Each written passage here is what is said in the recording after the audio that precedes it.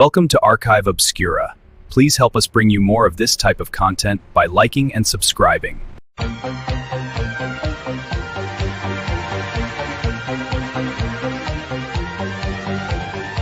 Welcome to Art Bell, Somewhere in Time. Tonight featuring Coast to Coast AM from February 28, 1996. From the high desert and the great American Southwest, I bid you all good evening, or good morning as the case may be, as nighttime races across America.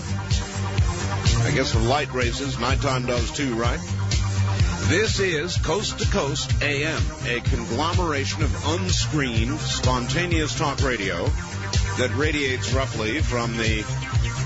Actually, it goes a lot further, but solidly from the Tahitian and Hawaiian Islands in the west, all the way across this great land, to the Caribbean and the U.S. Virgin Islands, in the east, south into South America, north, all the way to the pole, and points in between. It's good to be here. I'm Art Bell, and we're going to let tonight's show, I think, go anywhere you want. I've had an awful lot of politics. I don't know about you. Maybe enough. But, of course, there is a lot going on. The new front-runner is Steve Forbes. He has more delegates than any of the other candidates. Bob Dole has more votes, but Steve Forbes has more delegates. South Carolina, a couple days away now. Dole is described as confident going into South Carolina. Buchanan planning another ambush. Alexander would just like to show up again someplace or another. In Arizona, Mr. Forbes spent $40 per vote. Don't you feel flattered down there in Arizona? It costs $40 for you to go and vote for him. Bob Dole says that he's only got $4 million left. Now, this is a real problem. He's now saying he's got a very strong message for America. It's too bad he can't seem to articulate it to Americans. For him, South Carolina would be a must-win. Buchanan will go to South Carolina and appeal to the textile workers there, who have lost a lot of jobs, of course, overseas. Lamar Alexander is in friendly territory for him in the South, and so he's hoping for something better than has been. Now, Jack Kemp and William Bennett were the people taking off after Buchanan yesterday, subject immigration. Bennett called the plan to stop all legal immigration for 5 years a, quote, get this, stinking, rotten attitude about immigrants. As a child of immigrants, it's hypocritical and ungrateful, end quote, referring to Mr. Buchanan, who is a child indeed of immigrants. Stinking, rotten attitude. And he also said, by the way, that if Buchanan is the nominee, there's going to be a third party. Now, isn't that interesting? If Buchanan is the nominee, there's going to be a third party. The rebel moderates, they could call themselves. The rebel moderates, in other words, if Buchanan takes over, the moderates in the party are going to rebel and go elsewhere. On the other hand, if Mr. Buchanan doesn't get in because the moderates squeeze him out, then there will be a Pat Buchanan third party. Kemp said the Republican Party had better be awfully, awfully careful when it has the possibility of finally reaching out to men and women of color and minority status. And, of course, by that he is referring to Buchanan as well. Buchanan called Bennett a beltway blowhard. A beltway blowhard. And Pat likes the term beltway. And, you know, he should be careful as he slings it, because he's been there all his life, too. He went to school there. So I don't, you know. Anyway, I'm still thinking brokered convention. And I'm still wondering who could come along on a horse and save the Republican Party, if it is to be saved from the current field of candidates. Here's a nice fact. Art, thanks for the entertainment during the night. First night you were on in Minneapolis, I called KSTP and said, you've got to keep this new show. I had never heard of you before that night. And then I don't need to read that, self-serving. He says, primary, several months ago, I faxed you and encouraged you to keep an eye on Forbes. If we can catch the media's attention and his message gets out, he'll go all the way to the White House. Several years ago, Bennett Kemp and Vin Weber formed an organization to promote conservative politics. Though it looks like Forbes is an independent tycoon, I think what happened was that Bennett, Kemp, Weber, and Forbes and others went into the war room, said, okay, guys, which one of us is going to run? They came up with Forbes. Kemp will not jump in the ring with Forbes because they are teammates. I could see Kemp perhaps as his vice president. The Cuba story continues to be interesting. There are now more sanctions that we're going to pile on to Cuba and squeeze their economy a little harder and see if a bearded person pops out. Bring back teenage memories, does it? Now, get this. The pilot who defected to Cuba just before the shoot-down, the FBI had to come out today and admit that that pilot had been on their payroll. The FBI payroll had received $6,000, as a matter of fact. This guy is apparently a Cuban agent, right, who, let me get this straight, belonged to the Brothers to the Rescue, reported to Fidel, and somehow got on our FBI payroll to the tune of $6,000. What's wrong with this picture? I swear, it's tragic, but it's almost funny. Anyway, Brothers to the Rescue, as you know, is headed back this Saturday, and I think the president's going to have to put some airplanes in the area in the air. It's a pretty strange deal, frankly. Mr. Bell, with regard to the Cuban situation, first of all, I would like to know where this incident actually took place. Both parties are telling different stories. It couldn't be that our government is lying to us, could it? Of the courses of action suggested on last night's program, it is my opinion that A, ignoring the situation is probably the worst thing that could be done. B, sending in F-16 or 15 aircraft is dangerous and or unwarranted. C, sending a military task force to conduct, quote, exercises, end quote, in the area may also be unnecessarily provoking a showdown. There's only one way to handle it. If I were the president, here's what I do. 1, suggest to the brothers that it would be in their best interest to refrain from filing false flight plans and flying over Cuban sovereign territory, and that if they choose to fly into the unfriendly skies, they ought to be ready to suffer the consequences, no matter how extreme they might be by our standards.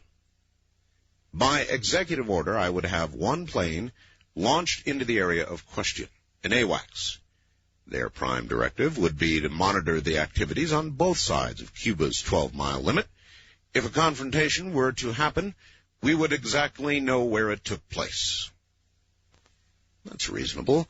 3, I would then place a person-to-person, maybe collect call to that bearded cigar-smoking dictator and advise him that if any of his fighter jocks so much as muss the hair on any of the heads of a pilot in a U.S. aircraft in international airspace, it would be obliged to reduce Havana to the Caribbean's largest parking lot.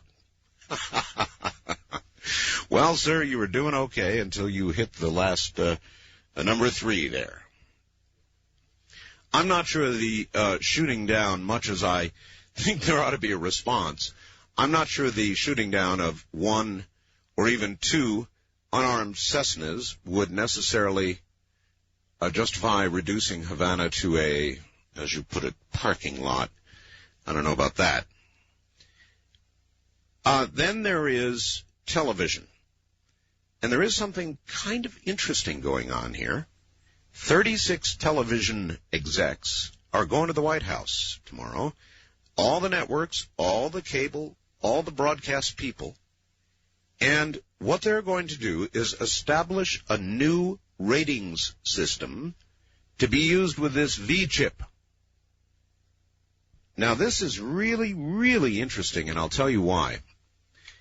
Hollywood presently rates their movies G, PG, PG-13, R, and X. Hollywood rates about 650 movies every year. Just one TV channel alone broadcasts 7 times that every year. 7 times. That's one lone TV station.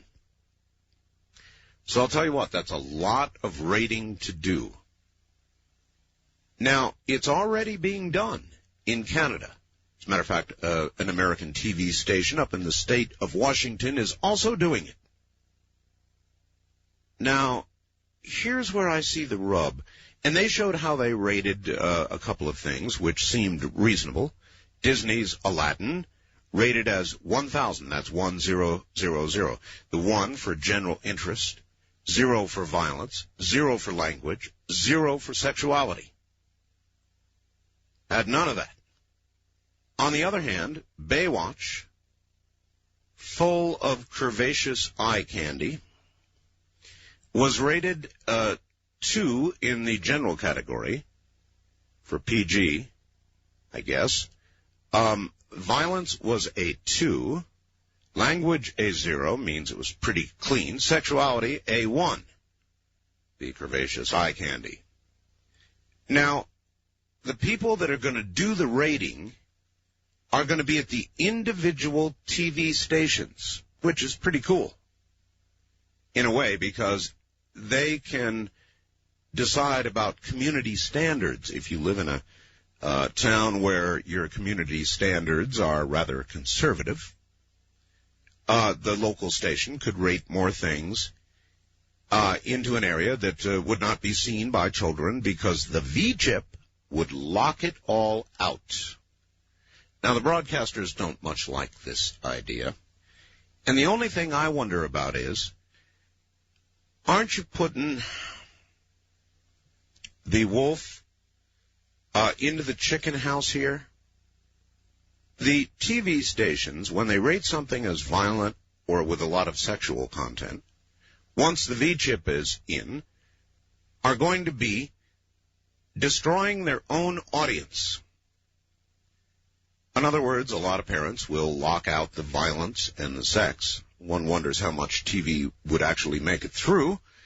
But after they rate it, there's an awful lot of sex out there. Maybe not as much. Well, there's a lot of violence, too.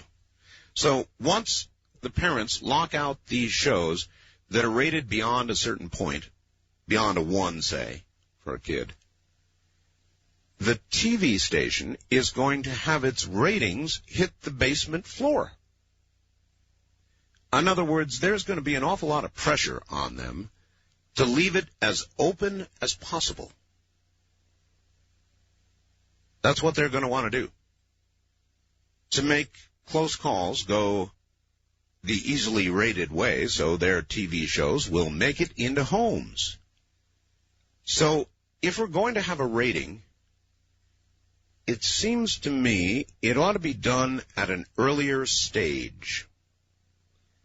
It probably ought to be done at the creation of the program. Then they're going to put a little digital signal on here that responds to the V-chip. And if you have ordered, as a parent, that it be so, that show will not come on the TV. The only thing your little tyke will get is a black, void TV screen. No audio, no picture, boring. So they won't watch it.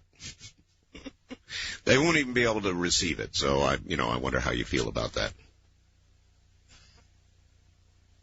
I have somebody who has written my epitaph, for which I am grateful. And in a moment, I am going to read this person's version of my epitaph to you. And maybe we'll talk about epitaphs a little bit, because this person did a wonderful job on mine.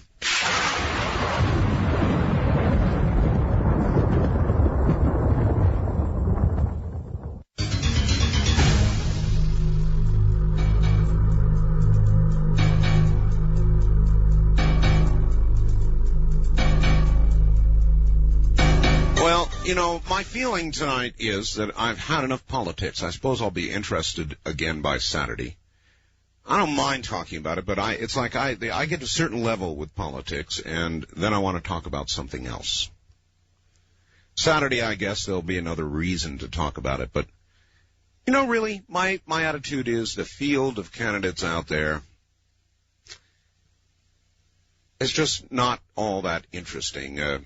Pat Buchanan, of course, has put a little spice into the whole thing, but I frankly don't think he's going to be the candidate. And I'm not excited about any of the other candidates becoming the nominee. I'm not jumping up and down right now for any of them. So, do you realize how much politics we're going to get? In other words, if we follow it all the way through the primary process, and then we'll get our nominee. That'll be exciting when it occurs. Then, though, there is the general election, and we're going to have to put up with all of that election stuff right up until election day. And then a new controversy will begin. But, it's really going to be hot and heavy. Between now and election day, there's going to be so much politics. Anyway, here it is. My epitaph. Dateline, it says, Pahrump, Nevada, October 21st of 45. October 21, 45. He doesn't give me an exact day. Well, no man shall know the day, right? It says, beloved ether talk show host Art Bell succumbs after all internal pig part organs fail, following a brief but futile battle with an Australian rabbit kiwi swine virus and nearly 2 centuries of chain smoking. A large wake was held for Mr. Talk by his widow Ramona. Isn't it interesting that even in the future, after nearly 200 years, the female still manages to outlive us? That was in print. The deceased was roasted at a lovely ceremony over Mount Vesuvius, only stopping once every hour to baste the guest of honor. The highlight being sweet and sour Art. His few remaining unswine remains that were not consumed were promptly dipped in beautiful 24-karat gold by one of Art's longtime sponsors, the Gold Rose and Body Parts Company, for only $139.95. The lovely tear-filled event was followed by a 9.8 earthquake in Los Angeles in his honor. Guest eulogists G. Gordon Michael Scallion and Stan Deo, even they are still alive, delivered eulogies filled with heartwarming memories of Art and predictions for his future in the afterlife. Foot-tapping music provided by Cusco and selected songs, Don't Fear the Reaper, In the Year 2525, and Eve of Destruction were all performed by Linda Moulton Howe and her 1,200-voice alien choir. Gee, it seems like everybody outlived you. The send-off was attended by thousands of friends and fans, a myriad of aliens, a small tribe of Sasquatch, and 40 immortals. The latter group quickly changing their names and relocating to parts unknown following the ceremony due to the impending threat of a raid by rogue IRS agents after them for several thousand years of unpaid back taxes. The only other incident marring the near-flawless event was the issuance of a new traffic ticket to alien mourners for hovering their craft too close to a fire hydrant. Art's widow, he could have said Art's beautiful widow Ramona, concluded the ceremony by unveiling a large memorial stone shaped like an ancient AM radio. The stone memorial was engraved with a fitting epitaph to the man that kept us up at night through so many, many, many years. Dear Lord, Art was all talk, but his talk was art. And that's it. And then at the bottom there's a little asterisk, and it says, you never know, it could happen. Yes, it could. We'll be right back. This is Premier Net.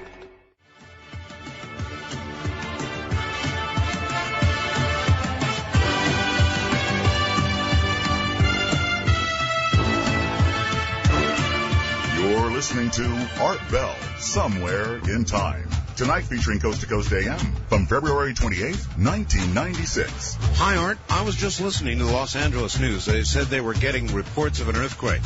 They didn't know where it was located. I just found it on the net. Thought you might like to tell your L.A. listeners where it was located. I would, Ray, if you could tell me. So this is the first I'm getting of that. I will say this, though. Oh, wait a minute. Let's see, where is it? 3.1, so it's not a big one. Not too big. 5 miles northwest of Upland, 2 miles northwest of the Sierra Madre Fault Zone. Well, good. Okay, so we do know where it is. I didn't look down far enough. I have a feeling earthquakes are on the way, folks.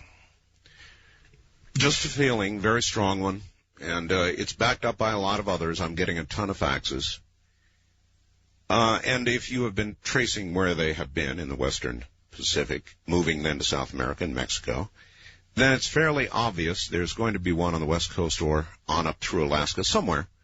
And it's coming in the next pretty soon. That doesn't do you a bit of good, I'm sure, the next pretty soon. That's all I can feel, and I do feel there is going to be a pretty soon event. Hey, Art, my vote is for Steve Forbes.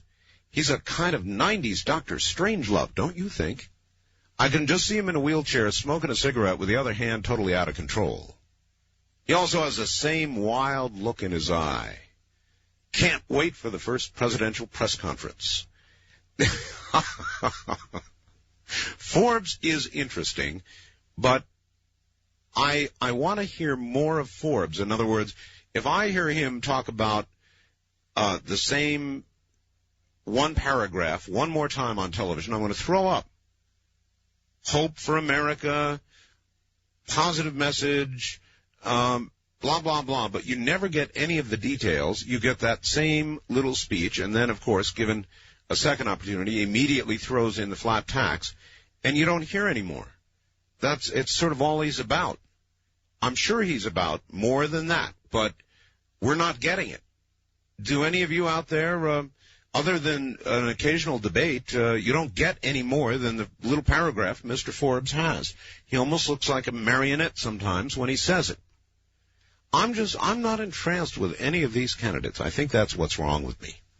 I do occasionally get excited when a primary occurs, but this last primary just shuffled the cards. You know, the same thing is going on. We'll see. Maybe South Carolina will somehow change it all, but I doubt it. On the first-time caller line, you're on the air. Hi. Hi, Art. How you doing? Fine. How are you? Fine. Where are you? I'm in Eugene, Oregon. KPNW. Yeah. Mm-hmm. Eugene, I got a question for you. Is that right? What is the time of your book signing at the Oregon Convention Center? High noon. 12 o'clock. Okay. And, it's March 16th, right? Correctamundo. Oh, wonderful. Okay, thanks, Art. All right, you're welcome. Bye. It's going to be interesting because I'm doing the show Friday night, Saturday. So we'll do the show Friday night, Saturday, get on an airplane Saturday morning and go up and do a book signing all day. And then I suppose by late night they will pour me into bed. There's not going to be a lot of time. I will take that Sunday's Dreamland and do a repeat. But I'll tell you, we've got years and years now of programs, of wonderful Dreamland shows worthy of repeating that so many of you have never heard. East of the Rockies, you're on the air. Good morning. Art. Yes. Hi, how are you? Okay, sir. Oh, it's great to talk to you. Where are you? I'm in Columbia, Missouri. Columbia. All right. KFRU. Yes, sir. Yes, the first time I heard you was the morning of the Oklahoma City bombings. That was a rough one. Oh, you were live with KFRU when you were on the air. And it's the first time I heard you, and I've been listening to you now for some time. That was a very hard show. Yes. Very hard. I've heard several times Simon and Mark referring to the morning. We've heard Art Bell in many different states on KFRU, but the most intense was when that was going on.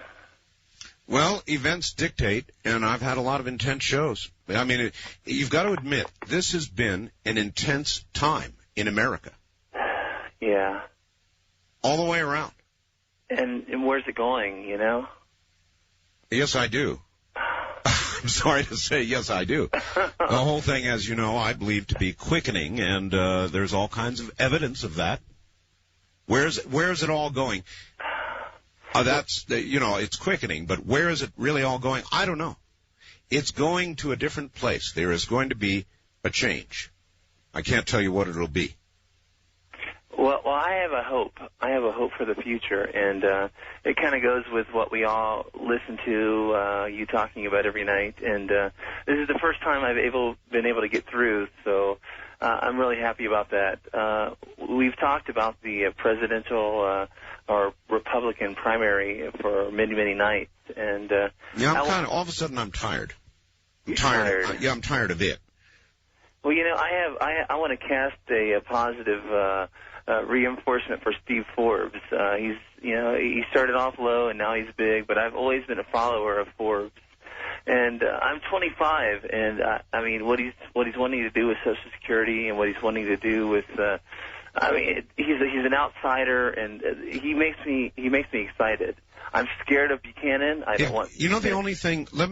You're right. I mean, Forbes does talk about Social Security, changing the system, all the rest of it. But I feel when I listen to Mr. Forbes that I'm listening to such a packaged presentation. Do you know what I beg your pardon? Preset. Yeah, almost like a video loop. You know, just saying the same thing over and over. That's not a slam. It's the way he comes across. Yeah. But isn't he the best of the Republicans? I mean, if we want to get Clinton out of there, isn't he the best hope? I don't know. Maybe. I mean, Alexander, what does he got to say? I mean, I look at him as a country performer, country singer.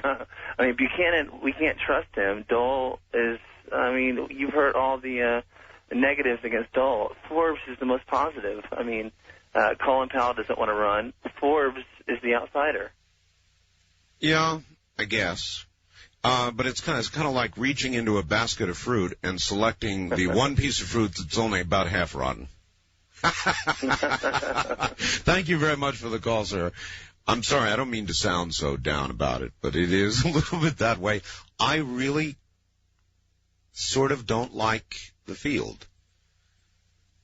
There, I've said it. I don't like the field of candidates.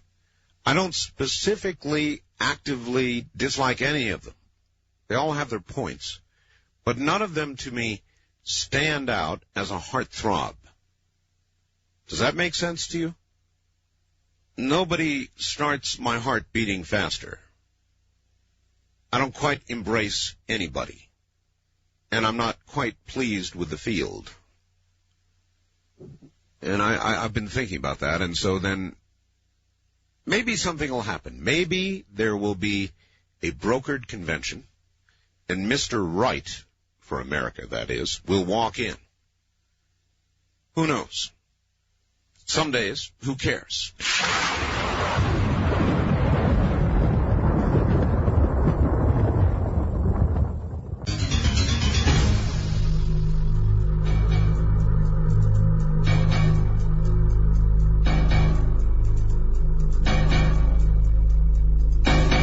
Wildcard line, you're on the air. Hello.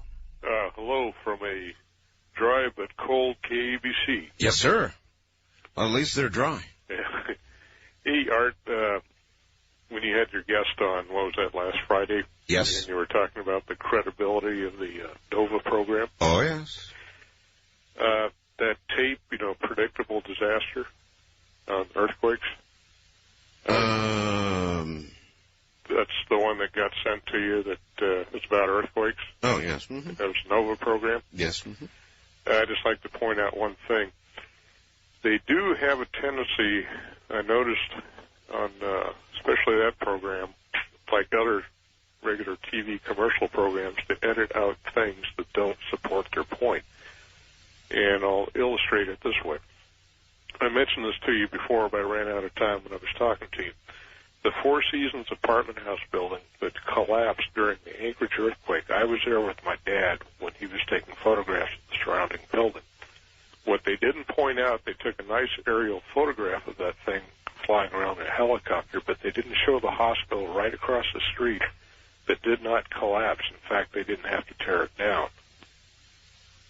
And, I mean, this is, you know, I'll write you about this, but there's a point to this that there's a lot of these buildings built after 1955 under what they call the ultimate system of design that are more probable to fail than the ones built prior to that. Okay, well, listen, we'll leave it there, and that was a very, very good piece, and I did enjoy it. And they did point out, though, that when they look at Los Angeles or they look at San Francisco, they see a very great number of buildings that would absolutely come down. There's no question about that. And it's almost as though I can see, and I've said this before, I can see the Senate hearings in my head now that will occur, all the hand-wringing and all the heads that are going to go on the chopping block about why we weren't ready, why it was such a disaster, why so many buildings fell down, what we're going to do to prevent it from occurring in the future. I mean, I could almost, like a movie reel, run those Senate hearings in my head right now before any event occurs. East of the Rockies, you're on the air. Hi. Yes, I was wondering if you wouldn't mind if I deviated from the usual topics of politics, aliens, and fresh-cut flowers to talk about something a little different. Anything you want. Okay, I'm a bit of a film buff. Okay. And I was just wondering what you thought of the actor Bela Lugosi. Well, gosh, she's been around forever. You don't have any more input. I thought you'd be... Bela Lugosi. Well, I've seen him in many movies, so what kind of input do you want? What would you think about him as a movie critic? I beg your pardon? As a movie critic? Yes. Bela Lugosi was an actor. Would you rate him on a high level or low level, or? I wouldn't at all. Well, probably a high level in terms of his acting ability. Okay. Well, thank you very much. You're welcome. That was strange. Bela Lugosi, high in terms of acting ability. But I'm not exactly sure where he was trying to go with that. First-time caller line, you're on the air. Hi. Hi, Art. It's Elizabeth from Vancouver. Well, there's a voice. Well, you're not a first-time caller. Oh, my gosh. Did I hit the wrong button? You did. Oh, I'll try another line. All right. Thank you, dear. That line, I guess I ought to give out the numbers. For we may be confused this morning. The first-time caller line, for those that have never called before, is area code 702-727-1222. The wildcard lines, for those that have called before and want to call again, area code 702-727-1295. Let them ring until we answer. West of the Rockies, it's 1-800-618-8255. East of the Rockies, it's 1-800-825-5033. Did you get all that? West of the Rockies, you're on the air. Yeah, hi, Art. Hi. I have my radio off in just 1 second. Hold on. All right. Stretch. Get that radio. Got it. Okay. Oh, good. Where are you? I'm in Upland, California. It's about an hour out of Los Angeles. Okay. We didn't feel an earthquake here tonight. 3.1 is kind of small, though. It is, yes. But someday, after listening to your show and hearing others, we're maybe waiting for Upland, California to become beachfront property someday. So hoping my property values will go back up here. Either that or Upland will be part of the new ocean floor. It could be. Art, I wrote a book called The Official Clinton Bashing Limerick Book, and I'd like to send you a copy. The official Clinton bashing book, huh? Well, every single president we've had has been bashed without mercy. And that includes Bush. I did some of that on my own, thank you. And Reagan, beloved Ronald Reagan. I really loved Ronald Reagan. But people bashed him with no mercy whatsoever. Matter of fact, they even do now. It's let up a little bit since there's public knowledge of his illness. But, man, they just bashed Ronald Reagan without mercy. Then there's Jimmy Carter, who pretty much deserved it and is a much better ex-president than he was a president. Actually, Jimmy Carter's a pretty good ex-president, as they go. East of the Rockies, you're on the air. How are you doing? Well, all right. I have a couple questions for you. Like what? Well, the first one is, the one thing I've noticed is that I wonder if there's really been a non-establishment Republican candidate since about 1964. I realize you don't want to talk about politics tonight. Well, no, I will. A non-establishment candidate? Right. Do you think of Buchanan as establishment? He's a pundit. I mean, he's been in bed with all these people since Nixon. I mean, yeah, he's an insurgent, but, you know? Well, I suppose you could stretch it there. Buchanan kind of hurts your argument a little bit. He is really the exception. The other ones, Dole, Alexander, even Forbes, in his own sort of way, are very much on the inside. And Buchanan is, as you say, an insurgent. Because, I mean, at some point, I think there's going to be some kind of political fault line in both parties between the masses and the people who purport to represent them. I think you're wrong. Thank you very much for the call, but I think you're wrong, and I will explain myself. You don't see any of these fringe candidates. I mean, even though Buchanan is, compared to what's there right now, a little fringy, the real fringe candidates have not caught on.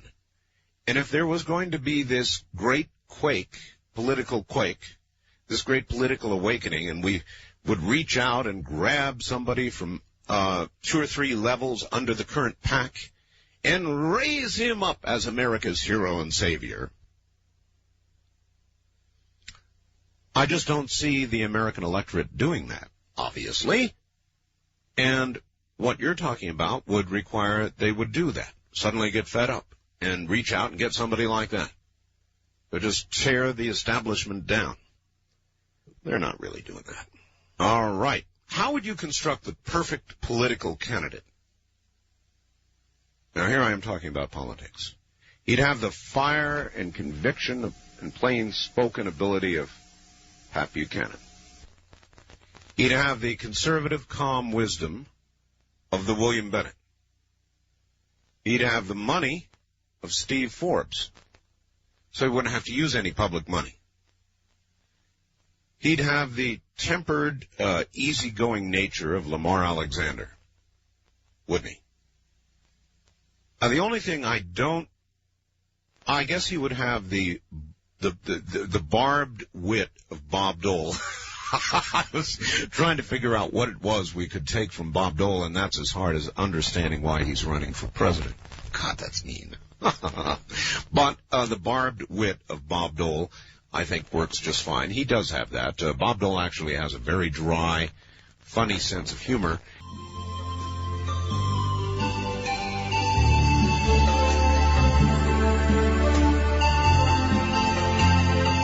Premier Networks presents Art Bell, Somewhere in Time. Tonight featuring Coast to Coast AM from February 28, 1996. Isn't this nice? Good morning, everybody. Good to be here. It is now morning. And as I told the audience last hour, though we did cover a lot of it, I'm kind of getting tired of politics again. I don't know why. The current field is kind of, Here's somebody apparently agreeing. Art, strap all the candidates down, extract a bit of DNA from all of them, combine all the samples together, add a smidgen of frog DNA to fill in the many blanks, add a safety so the end result cannot breed on its own, and send the matured biopolitical animal to San Diego. That's pretty good, Stephen. I'm going to save that one. Shades, oh dinosaurs, huh? And this, hey Art, on CNN tonight, they had a segment on about this Cuban issue. Seems that Cuba says, and here's our answer, I told you so, their airspace extends up to the 24th parallel. Now that's 12 to 15 miles north of the 12-mile international limit. I cannot see how there's not going to be a confrontation. Are they also reported on how the Cuban exiles went down in their boats last year? Their boats were rammed by Cuban boats. No one was killed, but a few people hurt. I think that Clinton ought to send air and sea forces to ensure the Cuban exiles do not stray into Cuban waters, and to protect if Cuba decides to attack these people. Bert in Houston. Saturday is likely to be a very event-filled day, folks. So don't fade away when Saturday comes. There's going to be the primary. There'll be the primary, and then there'll be this. The Cuban crisis will be back on page 1. And then this response. Somebody last hour sent a fax saying that if they do attack us, we should level Havana and turn it into a parking lot. And so here's a response. I thought that was a little radical. Reducing Havana to a parking lot seems somewhat extreme. Perhaps the Jewish-Christian-Islam admonition of sevenfold is a reasonable retaliation, 7 planes and 28 lives. 2, if you wonder why you get all these pointless faxes, it's partly because we get a chance to see if our fax programs will send properly. Well, thank you for that. Dear Art, on the V-chip, what happens if I remove it myself? Will I be subject to prosecution? I can hear it now. Man arrested for repairing his own TV. Film at 11. Long live the UFC. DJ in Phoenix. This is from Texas Bob. Dear Art, I hope this message, as ever, finds you and your family healthy, wealthy. Well, it doesn't say wealthy. Healthy. Rorschach test. And with peace of mind. Oh, by the way, did you see the Rorschach test they did for the political candidates? Here I go again, but it was pretty funny, really. They did it for Forbes, and everybody said money, money, money, money, money. In other words, respond with one word. And for Bob Dole, they came up with old and too old. And for Pat Buchanan, naturally the extremist right-winger, extreme right-winger, that sort of thing. Lamar Alexander, they came up with nice guy, good guy, that kind of thing. So that was the political road. CNN was running that. It was kind of interesting. Would you respond roughly the same way? I suspect most people would. So what we need is sort of a mixture of all of these candidates' best qualities. And when I got Bob Dole, I was thinking real hard. I got stuck for a minute, but he does have a good quality. He's got a wonderful, truly a wonderful, dry sense of humor. And I still would like to interview Bob Dole, just to do what I haven't seen anybody else do. I haven't seen him do it on Meet the Press. I haven't seen him do it on Brinkley or any other show or any CNN interview show. You know, they're always so stiff. It's like you never get to know the man. And a long radio interview would give you an opportunity to get to know the man. Wouldn't that be cool to have Bob Dole? I would think it would be. Either that or it would be horrible. I don't know which. But, see, I believe there really is something to him. It's just the public, somehow, he can't translate it to the public, not on TV. So I'll tell you, if you're in the Dole headquarters somewhere out there, have him get in touch with me or my network. And I'll put him on the air. And if he's got the time, we'll explore the real Bob Dole. And I'm willing to do that with the other, even Forbes. Look at Forbes. It's like watching a marionette. The guy has a good message, but he repeats it incessantly, endlessly.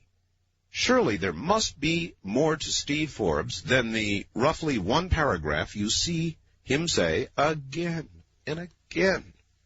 Ad nauseum. There's got to be more to the guy. So I'd like to interview him. I know there's more to Pat Buchanan. I've interviewed Pat extensively and would again. You know, he's a real personality. No question about it. Lamar Alexander, he's a mystery. He's a nice guy. I don't know anything else. Wildcard line, you're on the air. Hi. Yeah. Hey, you, Mr. Bell. This is Todd from Portland. Talked to you before. I love your show. I love everything about it. Thank you. You wanted to get off the subject of politics a bit, which I can't blame you. Yeah. Hey, I got a buddy who was out looking outside. He is seeing a UFO in Portland right now as we speak. Are you kidding? No, I'm not. He is seeing a UFO right now. Let us all be calm. Okay. Before any of you run outside, where is this UFO? Okay, it's about 30 to 40 degrees from the horizon in the western sky below the moon. When he first saw it, he noticed it as a line, not a planet shape. He has a telescope he's looking at. He's saying it's rotating, and as it's a triangular shape, a two-dimensional triangular shape, as it kind of like the rings of Saturn. As Saturn changes, it looks like rings or it looks like a line. Sure, this isn't Jupiter? No, it's not Jupiter. Jupiter's at varying degrees in the western sky, you know. All right. What's happening is he's getting multicolors. I don't know what color Jupiter is right now. Well, when you stand and watch it, Mm-hmm. it looks like it's changing color. Okay, could Jupiter appear triangular at one point and then it should not, no. Okay, and then up and down straight line at another point. It should not, no. Okay, so everybody that's in Portland, Southwest Washington, probably not in Eugene and Salem. They're kind of cloudy right now, but go on outside if they can handle the 50-mile-an-hour east winds. What? You're having 50-mile-an-hour winds? Oh, yeah, Portland, East County, Multnomah County, Portland, Oregon, we get the east wind all the time. People say, 30-mile-an-hour wind, it's windy. Heck, we get 60-mile-an-hour winds out here all the time. Really? But, if anybody's brave enough to go out there, I was in my underwear looking at it, and sure enough, it was anomalous. You were in your underwear in 50-mile-an-hour winds? Yeah, well, we're pretty manly out here, up in the Northwest. We can handle this. It rains on us, cold's on us. We can handle it. All right, sir. Well, we'll send everybody out then, and we'll get some reports from the Portland area. The mental picture of him and his boxers, flapping in the breeze, looking to the west, jaw dropped open, observing a UFO, and sort of leaning into the wind to do it. West of the Rockies, you're on the air. Hi.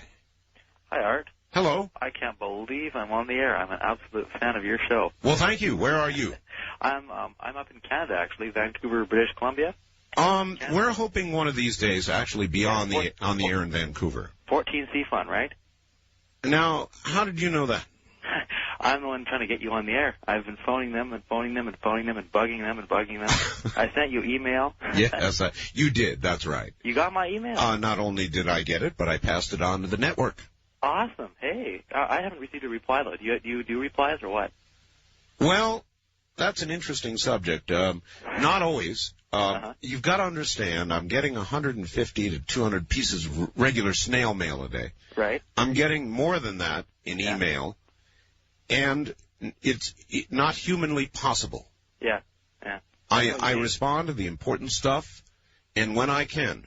But, with hundreds of pieces a day, it's really grown out of my control. Right.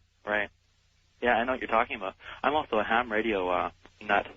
Very good. Yeah, my call sign is VE7. No, don't give it. Oh, That'll give people your address. Oh, yeah. But you're a VE7, yeah, I'm sure you are. Right on. Now, about... Oh, boy, I'm just suddenly on the air here. I've been dialing for so long, and I just can't remember what I wanted to say. Except, have you got a date or something on maybe when you might be on the air up here in Vancouver, or what? No, I have no such date. I know the talks are underway, so... Right. All I can say is, keep politely talking to them. Right. Did you also receive my email with a whole list of different stations that might be acceptable?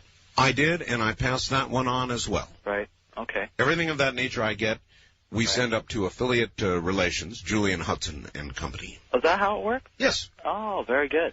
Sure. They're the guys who are talking to the station, so makes sense they would have it. Right. Okay. Well, I really, really like your show there, Art.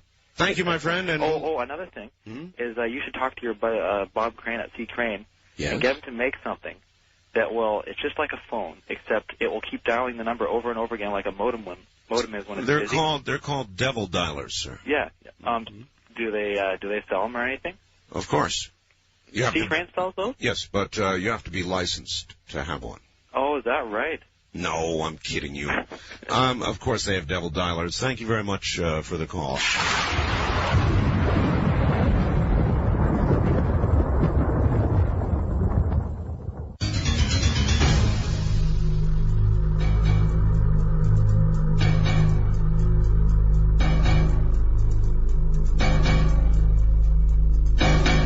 West of the Rockies, you are on the air.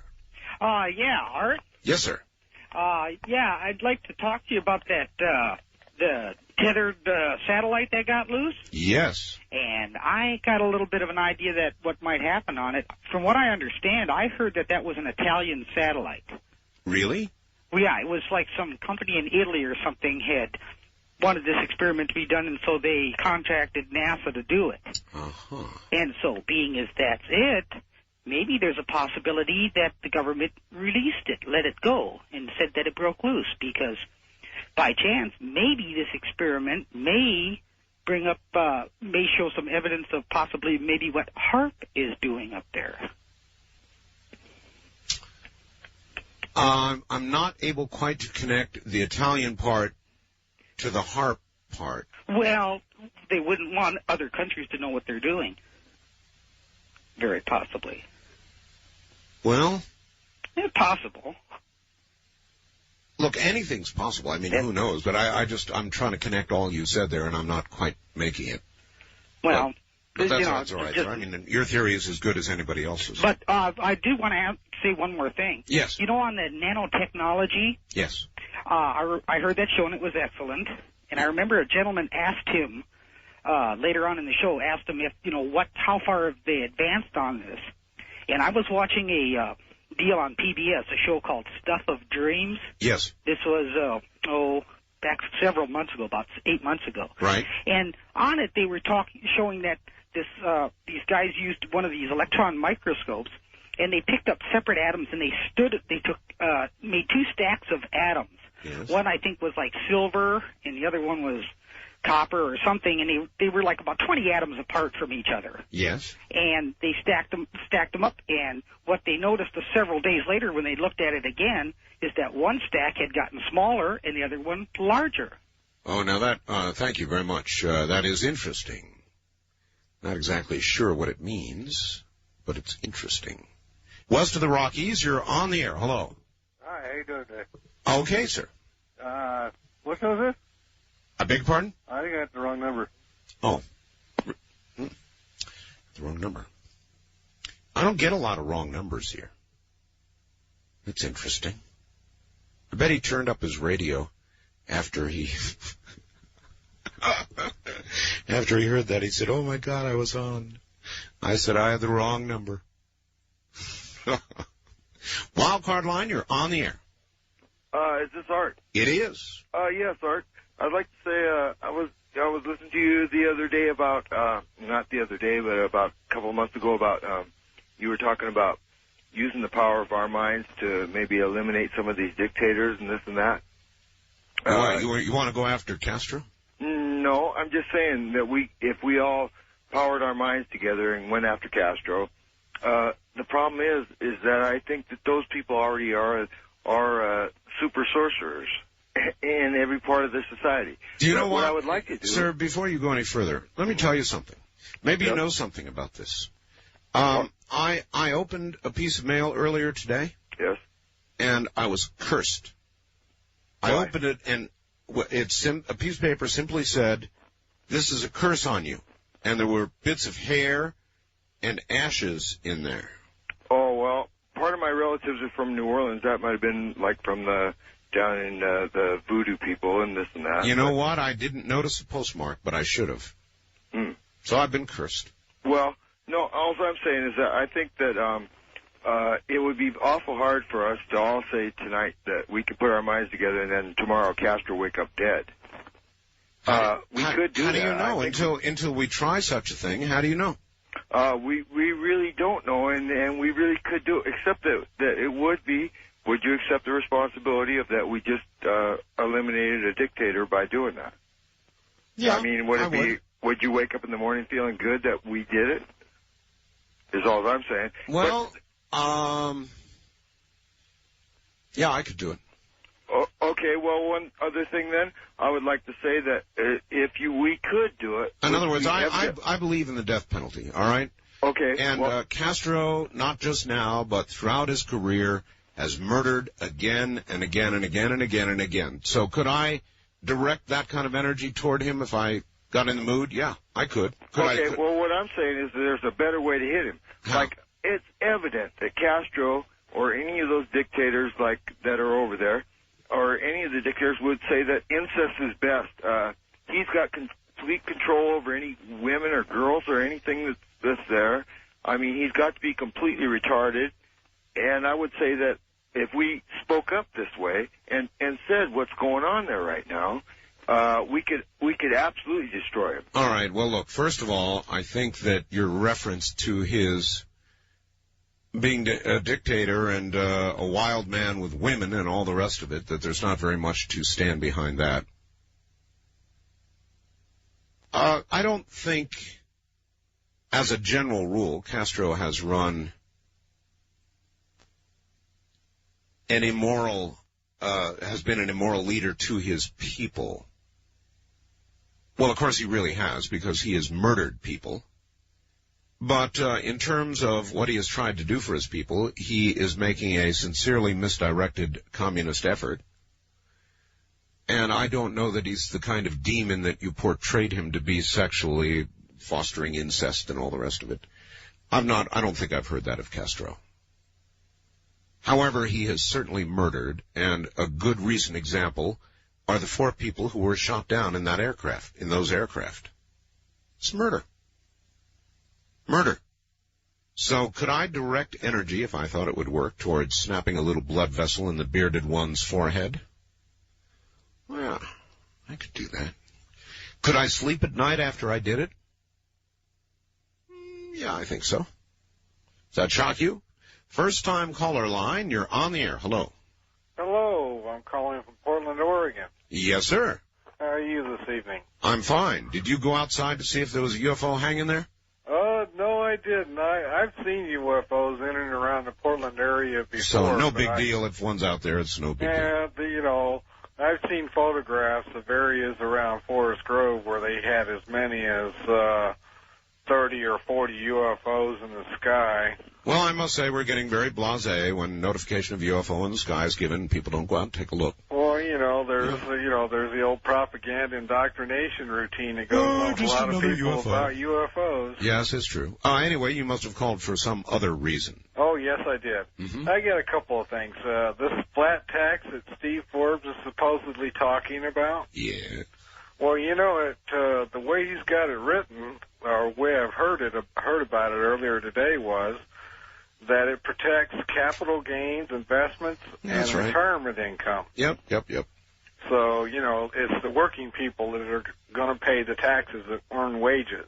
Well, I like the idea of a flat tax. However, in order to be revenue neutral, which means the government still receives as much money as it was the year before, the flat tax has to get its money somewhere.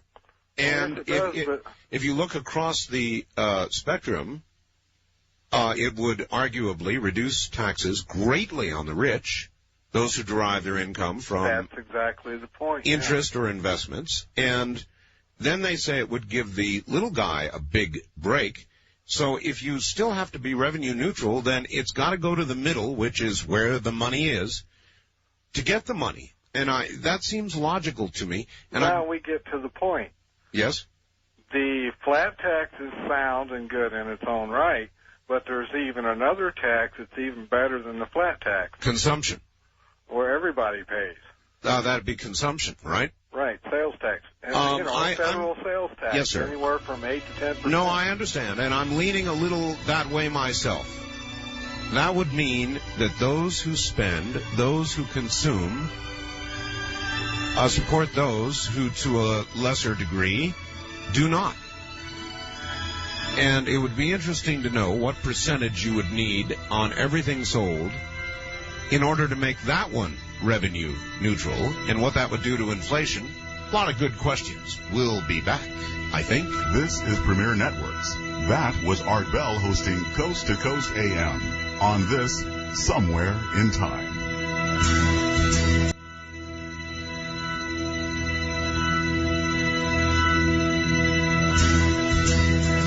Bumper.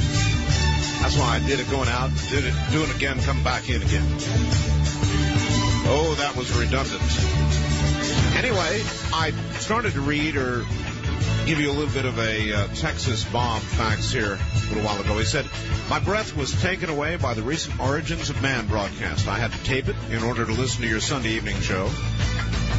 And finally found time to watch it. And he thought it was absolutely amazing. Proof of the quickening. Perhaps a natural process just now coming back. The image, he says, of our stable Earth being solid and anchored in place was completely shattered when at the end of the broadcast, Mother Earth was demonstrated to be a sphere of stratified jello. And apparently, yeah, I know, I had the same exact reaction, Bob. Somehow you don't want to think of yourself as a sort of a crusty little piece of earth on top, resting on top of what is virtually jello. Then this. Aren't this story, if it were not true, would be a joke, but it is not. It happened. CNN had George Bush on the other night. Yes, they did. To defend, among other things, the bombing of that supposed baby milk factory during the Gulf War in Iran. He explained they had photos and proof that the factory was really a chemical weapons factory. His counterpart, a CNN reporter who was in Iran during the war, said that Bush was wrong and he had proof. This reporter said that he went to the bombed-out factory the next day and was given a plastic package of baby milk as proof. But, in addition, he had even more damaging proof. It seems that on the devastated floor of the factory, the reporter picked up a work apron. This reporter picked up the apron and took it back with him to the U.S. The work apron, which the reporter held up in front of CNN's TV cameras that night, had the words baby milk factory across the breast area of this bib. He claimed that he was convinced this apron was once worn by a now dead factory worker. Don't you get it yet, Art? That's right. It had the words baby milk factory on this apron spelled in English. Who does this reporter think we are? Does he think I'm going to believe that an Iranian baby milk factory would a factory worker would wear a bib with English on it? Does this reporter have a clue, or does he just report what he's told to? Now that's objective media coverage. See you in Portland, Bob, listening to KEX. That's an awfully good point. And then this, hi Art, the Portland UDO is NASA's, UFO I suppose, is NASA's lost satellite. I heard a news report that it would be quite visible this week, with people able to see both the satellite and the broken tether trailing behind it. And it's up there right now, rotating out of control. And that brings up a little bit deeper probe into that subject. And I want to challenge some of you to think about the following. Hey, Art, have you noticed that NASA is not telling us what really happened to the cable attached to the satellite? If there is no atmosphere in space, then there shouldn't have been any resistance from the satellites being towed. Therefore, the cable would not just snap. Why do the astronauts keep talking about not being scared? If the cable did snap, as they claim it did, would have floated away from them, not being of any concern. So why did fear become an issue? Did something hit the cable? You know, NASA tapes everything they say and do. They had the astronauts watching the cable and the satellite through a video camera. So, why only video of the frayed cable attached to the shuttle and the satellite drifting away? I want to know where the video is of the satellite when the cable broke. Oh, right on, sir. Why are the astronauts talking about no time to be afraid because they had much to do to compensate for losing the satellite? Well, maybe they're talking about at the moment it broke. If the cable broke from resistance, all they would have to do is wave bye-bye. Something fishy is going on here. He makes a good point. Number one, there is not supposed to be friction in space. Remember the old expression, nobody can hear you scream because there is no air, hence no friction, and that's how, or at least so small an amount of friction that, this guy is right. Something's fishy. And if there was a lot of friction and a lot of tug and pull, there just should not have been. And we should have seen it. They're absolutely right. One place they would focus a camera would be on the juncture to the vehicle the astronauts were in. That would be a natural place to keep a camera. Why have we not actually seen it break? And what was it breaking from? It is all quite strange, isn't it? Wildcard line, you're on the air. Oh, how you doing, Art? Okay. Gerhard, Oakland, California. Yes? We used to call Reagan the great communicator. I got a good name for Clinton. Yes? The great prevaricator. Prevaricator. Well, he is great. It's undeniable. He does that very well, better than anybody else, and that's why he's president. But, he was elected with 43%, if I remember correctly. Yeah. And since then, he has only taken hits below the waterline, like NAFTA, like GATT, Somalia, Haiti, Bosnia, on and on and on. He is really damaged goods. I think that anybody could take him out. But it would be the most fun to see Pat Buchanan do it, to see those two in a debate. Pat has had many, many years of experience of sitting across the table from... Oh, I know. People just like Bill Clinton. from hysterical, high-decibel level liberals and just tearing them to shreds. I know. It would be... I would love to see him do it, but, hey, I don't care who does it. All right, my friend, thank you. It would be entertaining. You've got to give it that. If somehow, and it would take a miracle, I believe, for Pat Buchanan to be nominated, I don't think he's going to be the nominee. Sorry, I know that disturbs a lot of Buchanan people out there, but I don't believe it. I have not believed it since the beginning. And I maintain that belief now. But should he be, the caller is, of course, correct. It would be quite a show. Quite a show. Buchanan has dealt with people just like Clinton all his career. And he'd go after Clinton tooth and nail.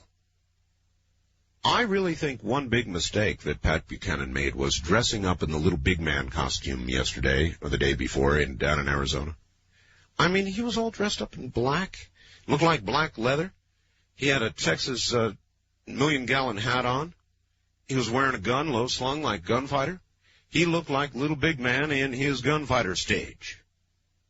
And I don't think that went over real well. For Arizona, I suspect that went over about as Dukakis did in a tank, bobbing up and down. God, that was a funny picture. On the wild card line, you're on the air. Hello. Good morning, Art. Good morning to you. Well, I'm sure enjoying my select antenna. Well, we know. You've told us about 4 times, but I'm glad to always hear it. Well, I'm sitting here listening to WOAI, and I got to turn the volume down. It's so loud. In San Antonio. But the interesting thing about this select antenna is that it works like a crystal ball. I can see all kinds of things as a result of getting it. Well, I think you're getting unexpected radiation from it, Leonard. What do you think of this? Yes. A battle is raging. A battle.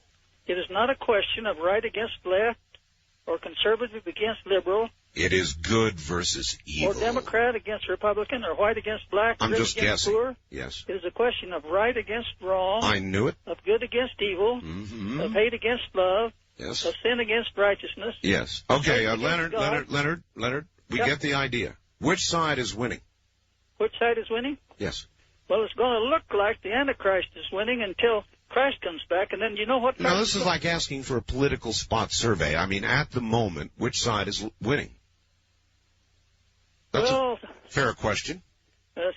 Numerically, as far as human beings are concerned, Satan is winning. Really? All right, thank you, Leonard. So the devil is winning. What do you think the score is, folks? Is it halftime or is it past halftime? Is it like 31-3 in the third quarter? The devil?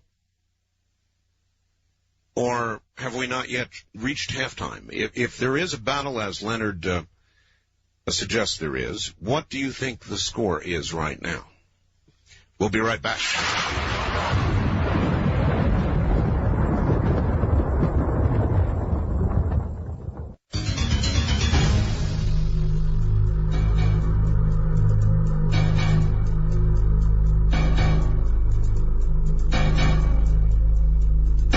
West of the Rockies, you're on the air. Hello. Hello, Eric from Bellingham, Washington. Hello, Eric.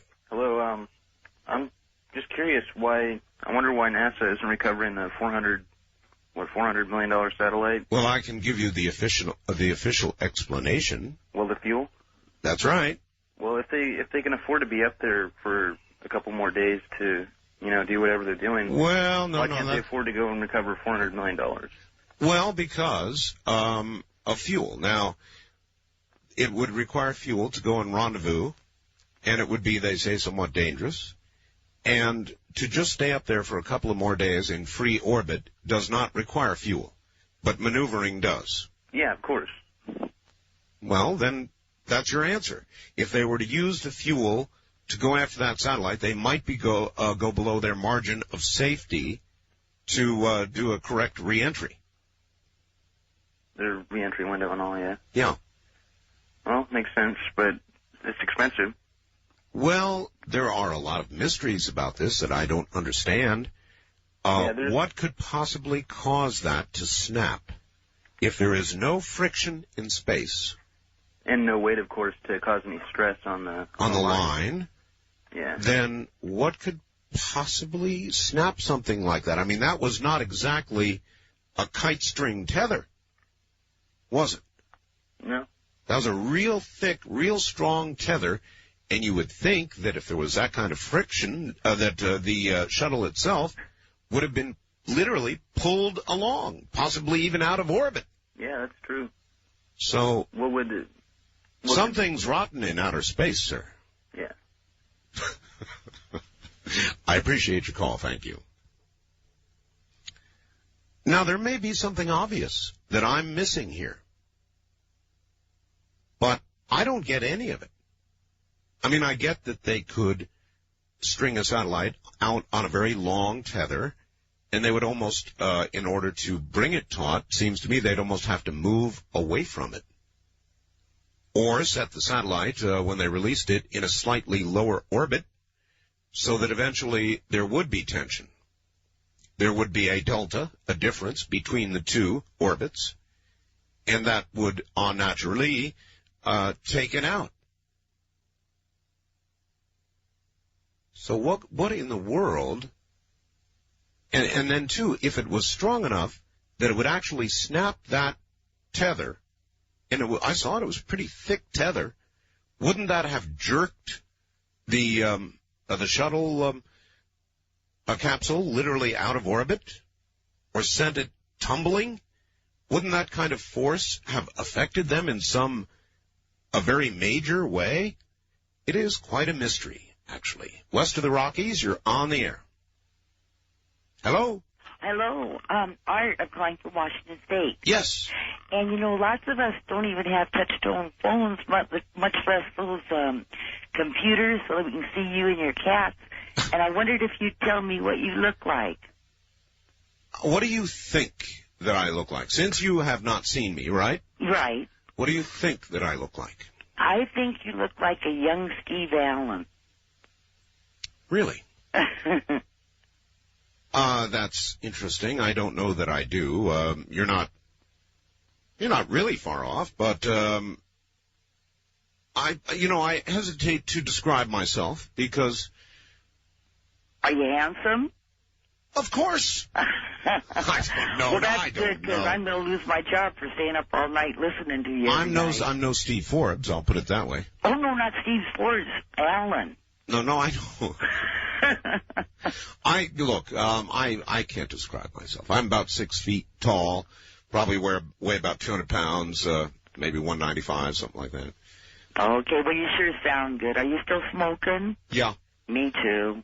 You too? Oh, I stopped for a week, and I wore the patch. You were real bitchy, too. I was. I was real bitchy, and I felt weird, and then when I finally decided I can't go through this anymore, and I took the patch off, then I wanted a cigarette again. I'm just laying the truth on you here. I know. It sucks. It does, and, I still shake my head every time I see that videotape of the tobacco company execs sitting up there saying, oh, no, nicotine is not addictive. Right. Well, I guess I'm going to have to drive to Portland to see you then, huh? If I want to find out what you look like really, huh? Or buy your book. Well, I would recommend both, actually. You'll find out when you get my book what I look like, for sure. Right. The gold inscribed autograph. That's right. And I would love to see you in Portland. Thank you. Love to see you in Portland, where I will be signing books faithfully on March 16th. It is a Saturday. And we'll be there about noontime. That's a kind of an about time, it might get started a little earlier, but basically based on airplanes and that kind of thing, it'd be about noon.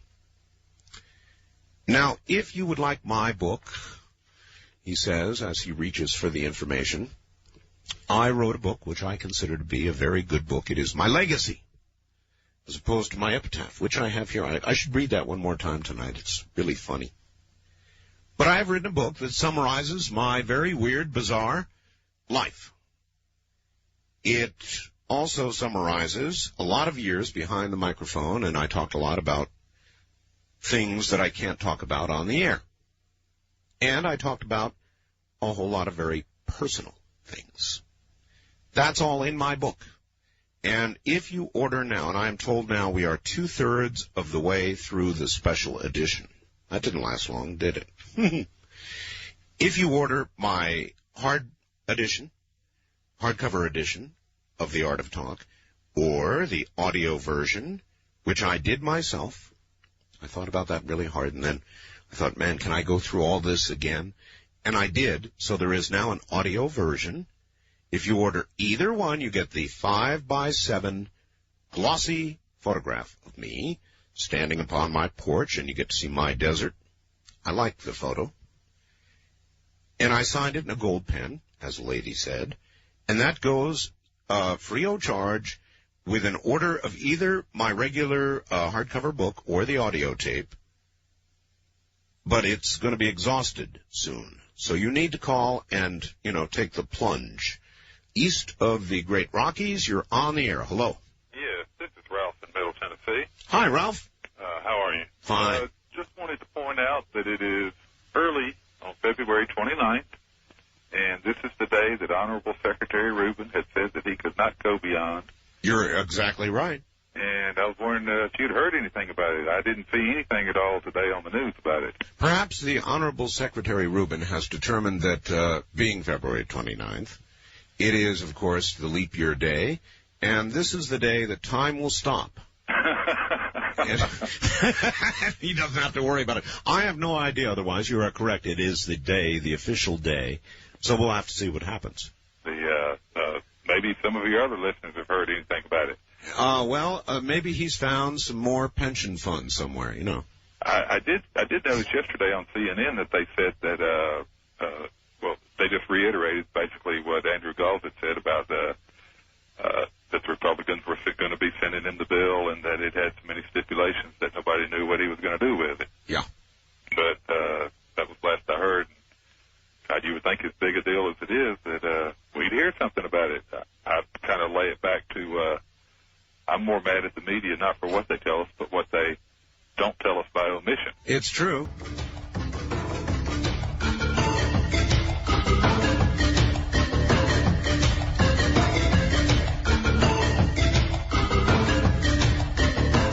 You're listening to Art Bell, Somewhere in Time.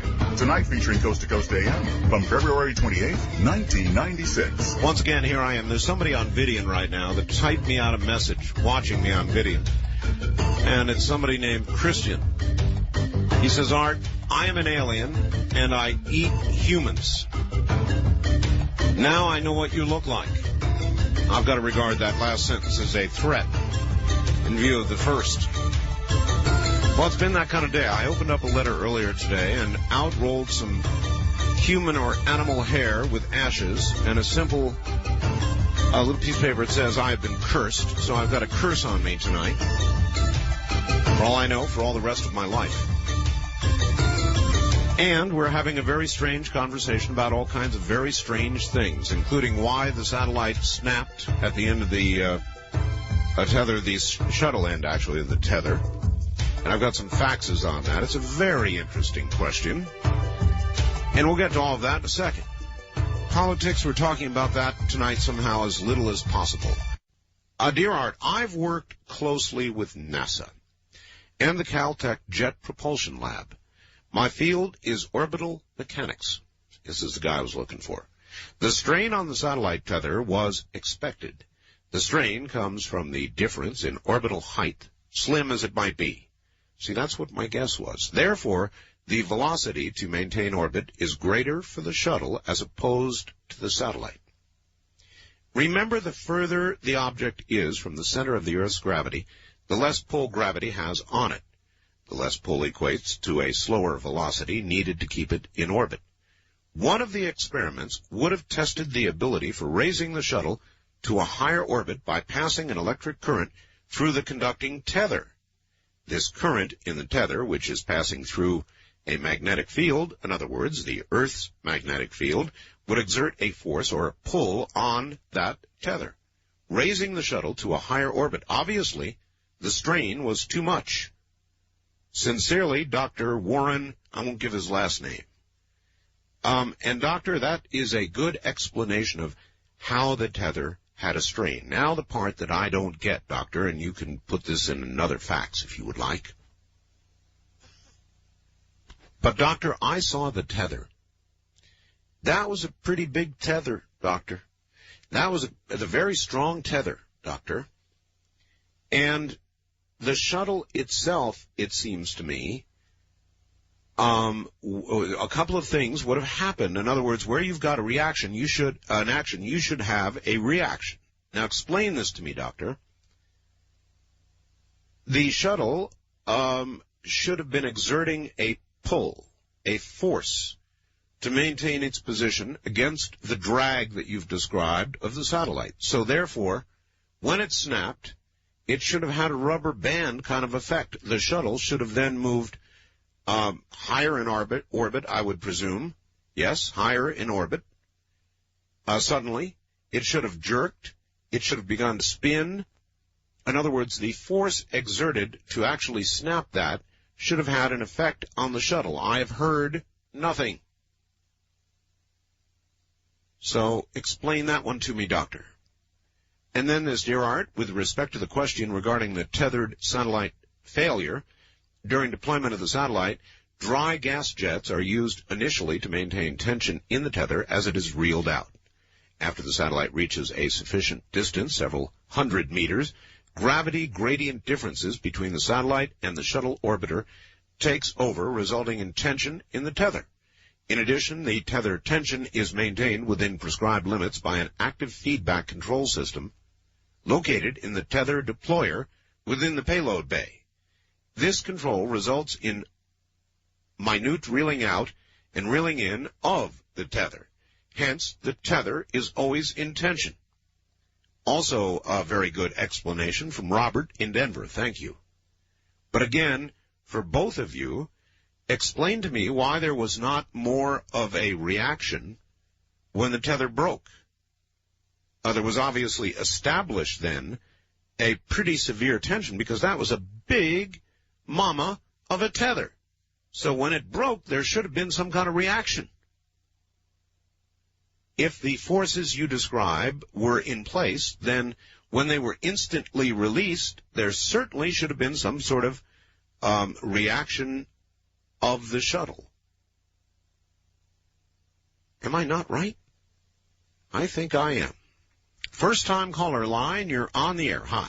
Oh, hi, Art. This is Dennis from Seattle. Hi, Dennis. Question for you. Yes. Actually, a statement.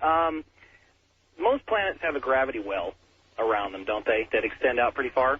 Yes. Wouldn't the shuttle have been within at least a certain range of this gravity well? And yes. And therefore, yes, but it's very minute. Even in relatively low orbit, you've got to actually use a fuel to get back down to re-enter, to go back down to where you will re-enter. I mean, it's a very minute influence. Right. It just seems to me that there would be, if a satellite's a pretty big thing, and there would be some sort of momentum there that they would have to, the shuttle's moving, the satellite's not. Even if there is no friction, it's got to have some sort of a pull to get it to the point where it's moving. The two faxes just explain that very well. The part that is not explained is why there was not more of a reaction on the shuttle. On the shuttle itself, why it didn't move up. Yeah, I guess that's unknown. I've noticed you had a lot of calls from Washington. Yes. And a lot of people, other parts of the country have said that us Washingtonians are rather strange. So I guess it kind of follows suit that we'd be listening to your show. Great show, by the way. Well, thank you. We're all strange. Yeah. I've got a friend of mine called you about 2 weeks ago, and just a real quick kernel of information. He was talking about Barbarians at the Gate and that sort of thing, and you were trying to figure out a movie by that name or a movie that was about that. I saw a movie called Barbarians at the Gate. It was about the about a leveraged takeover of a company. Yeah, he was talking about the quickening and the barbarians being within and that sort of thing. James Garner. Thank you. You were trying to figure that out at the time. So, and I was standing right next to him. We remembered it after the fact. It was a good movie, actually. Yeah, I haven't seen it, but I'm going to have to now. Oh. I've got a lot of guys that listen to you at nighttime. I'm part owner of a security company up here, and we're driving around all night long in our patrol cars listening, and I know probably some of them are listening right now. So I just want to say we're all listening, and we enjoy your show immensely. All right, stay alert out there. All right, thanks a lot. Take care. Art, I just went and looked at the UFO. Somebody called me and said there was a UFO in Portland. It's flickering yellow and reddish and appears stationary. We'll try to get a photo. Well, I think it's probably Jupiter. That's just my guess. Jupiter does that. It blinks. And if you stare at it hard enough, it appears to move around, too. P.S. Had a friend over to see you on Vidian. What a kick, Mike in Oregon. Vidian, of course, is a kick. And here's somebody else who's begging me, says, I'll send you $10 if you send me a copy of Vidian. No, there's no charge for the, I'm not going to do that. There's no charge to get Vidian. The demo. When you get it, you load it into your computer as instructed. Yes, read the README. And then you can click, and it'll dial me up, and you'll see me sitting here doing my program. Or you can call C. Crane Company and get a demo there. Live, in color, with sound. It is amazing, over a regular phone line. Or you can go to my World Wide Web page, and I understand it is available there as well. And that would be www.artbell.com. Can you remember that? World Wide Web, www.artbell.com. And for those of you who don't know, you have to put HTTP // or something like that before it. But whatever it is, it's the same for all of them. So really it's www.artbell.com. No spaces. And you can get it up there too. First time caller line, you're on the air. Hi. Hello. Hello, hello. Goodbye. West of the Rockies, you're on the air. Good morning. Hey, good morning, Art Bell. Chuck Mike, Federal Way, Washington, listening to you on the mighty KOMO. You bet. Hey, I've got a question for you about the Vidian first. I know you're on a 7-second delay on the radio, but what about the Vidian? Is that live? When you talk, are we hearing something different on the radio than what we're going to see your mouth doing on Vidian? Well, I'll put it to you this way. Vidian is not censored. In other words, Vidian, I'm feeding the audio to Vidian prior to the censor button. So if I have to push the button and you happen to be online on Vidian, you're going to hear the whole thing. Okay, I see. Also, the other comment I wanted to make, have you had a chance to see the Nova program yet? Oh, yes, of course. Yeah, I saw it this morning. I missed your first hour, so I don't know if anybody commented on it, but they definitely tried to cover up a bunch of stuff on that. It was totally amazing the way they made your guest the other night sound like a real quack. I know. It was a hatchet job. Yeah, it was a hatchet job without evidence. Thank you very much. They went after John Mack from Harvard, and my guest Bud Hopkins and John and all those folks went after him tooth and nail, and it was a hatchet job. And the reason I say that is because they offered no scientific proof, and they had an opportunity to do that. I mean, they were going after these guys, and they had an opportunity to do testing. They had a big budget for it, and they didn't do it. Why didn't they do it? That was the unfair part of that program. I mean, they could have gone for MRIs and X-rays and had psychological battery tests done and all kinds of things they could have done to back up their assertion that all of this is some sort of false memory syndrome or mass hypnotic effect. This is Carl Sagan saying that. Whatever it was, they had a grand opportunity to actually do a good exploration of that possibility and have a show with great impact. Instead, they decided to offer a kind of collective opinion without scientific portfolio that it's all baloney. Well, that adds up to hatchet job.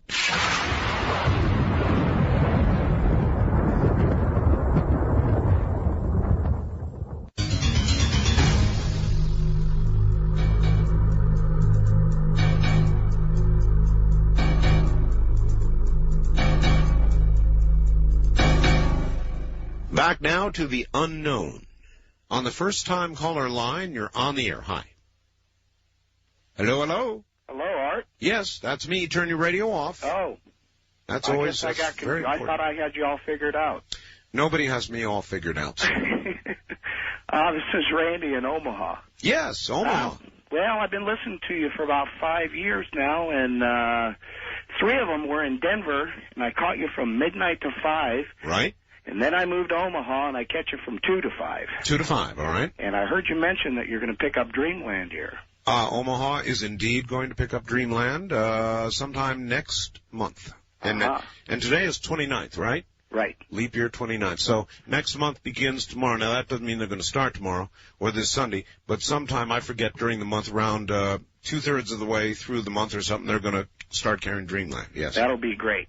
Mm-hmm. Hey, I think you will enjoy that Third Prophecy movie, though, because they had a little segment on the Philadelphia experiment. Now, that is one part I actually saw with Al Bielek. Yeah. And, oh, yes, I saw that. Well, I couldn't remember because it was in Denver when I listened to you, but the guy that committed suicide in the car, I didn't catch that part. Well, they talked about the guy who committed suicide, and then they said, and there was a report, 2 men were seen walking away. Oh, I see. So before I forget, hey, you remember that air purification system you used to do? Alpine, of course. I have it in my house. I wouldn't be without it. Well, the thing is, you don't advertise it anymore. Well, you know, it's funny you should say that, because I think we're about to. Are you going to start doing it again? Yeah, it's an amazing. You know, people think it is a filter. It isn't a filter, even though it does do some filtering. That is not the way it achieves what it does. It puts ions into the air. Oh, sure. Yeah. And I've seen it. Listen, I've seen it. It literally drops smoke right out of the air. It's the damnedest thing you ever saw. Yeah, well, that's why I want to order it. See, I've already gotten, I've followed you for 5 years. I got your Gold Rose. I got a Permac 1 and 2, and I'm going to order the ones, what is that, Mystic 2000? Well, that's one of them, yes. Yeah. Cusco 2000 and Mystic Island, and I think... Right. Yeah. Hey, can you tell that I'm on a cordless phone? No. You can't. No, sir. See, I was wondering that. This is an AT&T phone. Well, that's a good one. That's rare. Yeah. Most of them sound like crap. And I was going to wait for you to say, could you get on a real phone? But I guess this one's all right. Well, so far so good. Now, are you walking around? Yeah. And I'm in the basement, too. Sounds good. Yeah. I can't believe it. Good. Well, I believe in your digital stuff. And this one, you know, I've always heard you say that. My brother's got a cellular. Well, the problems inherent with what you've got go beyond just the sound, but that one sounds damn good. Good. And I will say this, you could still have a neighbor listening to you, you see. Uh-huh. Because those 49 megahertz phones transmit the same place the baby monitors transmit, the same place other cordless phones transmit, and they can be heard. Right. People with scanners, people with baby monitors. I've got one last question for you real quick. Sure. You know, I mean, I know Gordon Michael Scallion just like, you know, you do, and I heard him on TV. I saw him on TV tonight. Right. But what's his percentage on his predictions? I never hear anybody say that. About 87%. 87%. Yes, sir. That's pretty good. Well, it's better than a sharp stick in the eye. Thank you very much for the call. And yeah, that phone sounded very good. Matter of fact, it's very rare. Most 49 megahertz phones really sound lousy. On the first-time caller line, you're on the air. Hello. Hi. All right. How you doing? Fine. Turn your radio off. Yes, it's going off right now. I was just so surprised. I was listening to I your understand. new Trini commercial there, and all of a sudden, hey, I'm on the air. That's how it works. Oh, great. Super. Hey, all right, you know, I was giving you a call here. The other night, some people were calling and talking about immortals. I didn't know you guys actually talked about this on the show. Sir, we talk about everything here. Yes, we talk about immortals. Do you think there are really immortals? I think it's possible. Yeah. Well, you know, there was a guy who called and you kind of cut him off, and he was talking about, like, in the Bible they were talking about immortals, and I've read that too. Are you familiar with that? Yes. About, I think it was John, one of the apostles, who Jesus said he could live. Yes, I am familiar with the passages forever.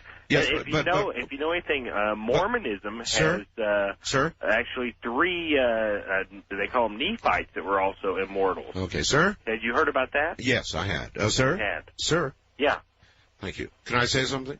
You bet. Go ahead. Whether you look at it from a biblical perspective, right, or you imagine that on Earth now there seems to be an exception to anything you can name. Even with AIDS, which is supposed to be 100% fatal, there are prostitutes in Africa immune to AIDS. They have proven this now. So if there's an exception to everything we can think about, then surely there are some humans walking around out there who had a little genetic switch thrown in another direction, however it was done, and they're not aging. Yeah, so it could be. I don't rule it out biblically or scientifically. Right. Well, scientifically, let's say just from the aspect of scientifically, someone was walking around who was immortal. What would keep them from coming out and saying, I'm an immortal, and going on talk shows and saying, clock me for 200 years and watch, I won't die, barring a train wreck or the answer to that is simple as and opposed to sir, the answer to that is simple and obvious. Uh-huh. We would grind them up into little immortal juice and test it. They would become an immediate guinea pig locked up until we figured out why, so we could be too. Well, it would take quite a while before we believed that they were actually immortal. I know, but if you did a convincing job on proving you were immortal, then that would be your fate. You just know it would be. The scientists would have you in a little room. Best case, worst case, you'd be ground up into little Petri dish size. Oh, I don't think so, Art. I don't think that if you got enough press that based on our system of government and you freedom really and individual rights, anyone sir, would do you grind mean you do you up. mean is that the same government, the one that fed the plutonium to children? I'm sorry, whose children? Our children, sir. Hazel O'Leary's admission that we fed radiation to children, old people, pregnant women. Would that be the same government you're talking about? Well, it would be the same government, but we would. I mean, the press on it would be as such so early that they wouldn't have a chance to do something like that. You know what I'm saying? I mean, if you come out and you say I'm immortal, and you go to the news stations and you say I'm immortal, and you say clock me for 100 years, NBC, and NBC clocks you for 100 years, and you don't age in 100 years, the government is not going to be able to come and just say, okay, we're going to snatch this guy up, grind him up, and see what made it that way. Well, you've got a point there. I mean, there's Dick Clark. They haven't ground him up yet. Well, Dick, yeah, you may be right about Dick Clark. He very well could be immortal. Well, he could be. Thank you very much for the call. And, you know, I think that they say his program is coming back, isn't it? Again? I used to live outside Philadelphia in a place called Media, Pennsylvania, and so I saw Bandstand from its very inception. We had it very early in Philadelphia. Anyway, Dick Clark, yeah, he may be an immortal, but I really do think that anybody who would really be immortal, and I'm not ruling it in or out, but if the answer is in for the sake of our discussion, I do think that any person that the government actually decided was immortal would be in little bitty petri-sized dishes before you could say the next 100 years. I'm Art Bell, and this is Coast to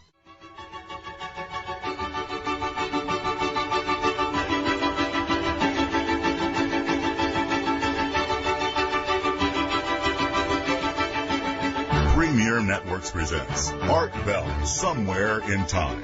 Tonight featuring Coast to Coast AM from February 28, 1996. From the high desert, where finally it's kind of clear out there this morning. It's been very wet here. I'm getting the full range of response to the question about the shuttle. For example, Art, who the hell cares what went wrong with the shuttle? NASA screws up again. I, as a taxpayer, have had it. I want my money back. End the space program now. It's a pathetic joke. Dan, the future teller in Eugene. Dan in Eugene, actually. Gee, Dan, that's kind of a limited attitude there, as far as I'm concerned. I think it was a neat experiment. The idea was to create power by, I guess, creating a delta in the orbit between the tethered satellite and the shuttle. And then that friction would generate, which it did for a very short time until it broke, would generate immense amounts of electrical power, making a lot of things easier in space. You've got to wonder if a version of a tethered something or another could be used for interplanetary travel. And I'm sure that's what they're thinking about when they try this experiment. You would think certainly so, wouldn't you? Though when you leave the orbit of a planet, then you don't have the dynamics necessary, perhaps, unless Richard Hoagland is right, and you know he might be, to generate the electricity needed. It's all very interesting. Art, please call me Jim in Honolulu. This is from the NASA Worldwide webpage. Notice there are gravitational forces, contact with the upper atmosphere, an electrical charge, and an admission that NASA doesn't yet know quite what they're doing. Or this, now this is from the doctor that called, faxed earlier, and he's probably right. Dear Art, the reaction when the tether broke was minimal due to the obviously much greater mass of the shuttle as compared to the satellite. On several orders of magnitude, as a matter of fact, no doubt the satellite experienced the brunt of the reaction. In other words, MV equals MV, or large mass times slow velocity must equal small mass times high velocity. Conservation of momentum. Sincerely, Dr. Warren, we will call him. And then, so that we get the full range of response, this. Art, we've all been duped. NASA just launched a top-secret satellite that was reported as a failed scientific experiment. A bowling ball tied to the end of a tether would have worked just as well. But the experiment was not the only objective. For a moment, the 12-mile copper wire generated electricity, so the experiment worked. The fully operational satellite is now headed into space at 100 miles an hour. It'll take years for it to re-enter the Earth's atmosphere, giving it and its operators ample time to control its top-secret mission. That's James from Gardnerville, Nevada. Well, who knows? Maybe James is right. But that's the full range of response. East of the Rockies, you're on the air. Hello. Hi, Art. Tom in Omaha. Yes, sir. Have you ever had Robert Anton Wilson on the air? Or I don't even know for sure if he's alive still, but have you heard of the Illuminati trilogy? And Yes, I am a member of the Illuminati and a 99th degree Mason. No, there's a nonfiction companion to the fiction trilogy that's a little interesting, though not real substantiated. So I've heard of it, of course. I'm part of it. Yeah. I was just wondering. We rule, sir. Okay. Bye. Okay. Yep. See you later. We rule. Secretly, we are the hidden hand that does everything. See, I can admit that. West of the Rockies, you're on the air. Hello. Hi, Art. This is Shanti in Shingletown. Boy, you've got all kinds of echo on your line or something. Oh, do I? It's a little bit better now. Where are you again? We've got a storm up here. Shingletown, California. Shingletown, all right. Yeah, by Redding. Yes. Did you get to catch Scallion tonight on TV? I taped it. I didn't have time to watch it. What did he say? Well, it's not so much what he said. I mean, you know, the things that he says over the air with you. But there were a lot of other prophecies that they had on the air with it, and I think it's something that's really worth watching. Well, again, I would like to know, what did he say? Well, just a minute. I got my notes. Let me see. When Scallion speaks... There would be a magma displacement, and dispersion of the Earth would be displaced, and that he saw massive earthquakes in Boston. Boston? And Buffalo. Buffalo, New York? Yeah, that there would be a lot of activity. Wow. And then he had mentioned something about 3 days of darkness from the volcano, but that's supposed to be something that's way into the future. Mm-hmm. And that there would be movement from Virginia to the Bahamas. Really? Yeah. Oh, that's quite remarkable. All right, thank you very much. I've got to watch it. I know Gordon was on the Third Prophecy program on NBC last night. And, of course, I taped it. But didn't have time to get to it before airtime. Boston, huh? Buffalo, New York, huh? Gee, that's getting a little close to home for Scallion. He's in New Hampshire. Well, how do you feel about that in Buffalo, huh? Wildcard line, you're on the air. Hello. Yeah, this is Steve in Portland. Hello, Steve. And on about Steve Forbes being so redundant, you know, saying the same thing over and over again. Yes. Well, you can blame that on Bill Gates. Why? He promised us the Forbes 96 upgrade, but it just hasn't arrived yet. So, and Gordon Michael, I did watch that show tonight. Yes. And you know how NBC, they kind of over-dramatized everything, but yes, it was sort of a laundry list of Art Bell programs, actually. Well, cool. Then I'll enjoy watching it. Yeah. And also on the earthquake. Look, sir, there is nothing wrong with a good, healthy dose of Armageddon. That's right. Especially for the rain. So is my attitude. And on the earthquakes coming up the coast. Yes. I figure about 2.5 weeks they'll be here in Portland. That makes the two of us. Yeah. You know, if you watch the march, I mean, it's all pretty obvious. You don't have to be Gordon Michael Scallion to see what's going on. That's right. But you don't have to worry because the Oregon Convention Center is built according to the latest Japanese earthquake standards. Just like Kobe. Goodbye. Now, see, he would remind me of that. Actually, that'd be a fitting way to go, wouldn't it? Don't you think that'd be a fitting way for me to go? Doing my book signing up in Oregon. Somebody sent me my own epitaph, which I thought was pretty cool. I read it at the beginning of the program. I really should read it again. I think it's kind of cute. Are you ready?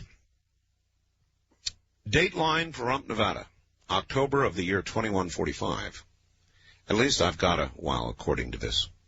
Beloved ether talk show host Art Bell succumbs after all internal pig part organs fail following a brief but futile battle with an Australian rabbit kiwi swine virus and nearly 2 centuries of chain smoking.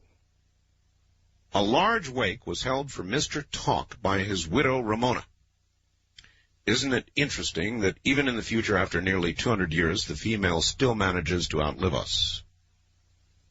The deceased was roasted at a lovely ceremony over Mount Vesuvius. Only stopping once every hour to baste the guest of honor. That's baste. The highlight being sweet and sour art.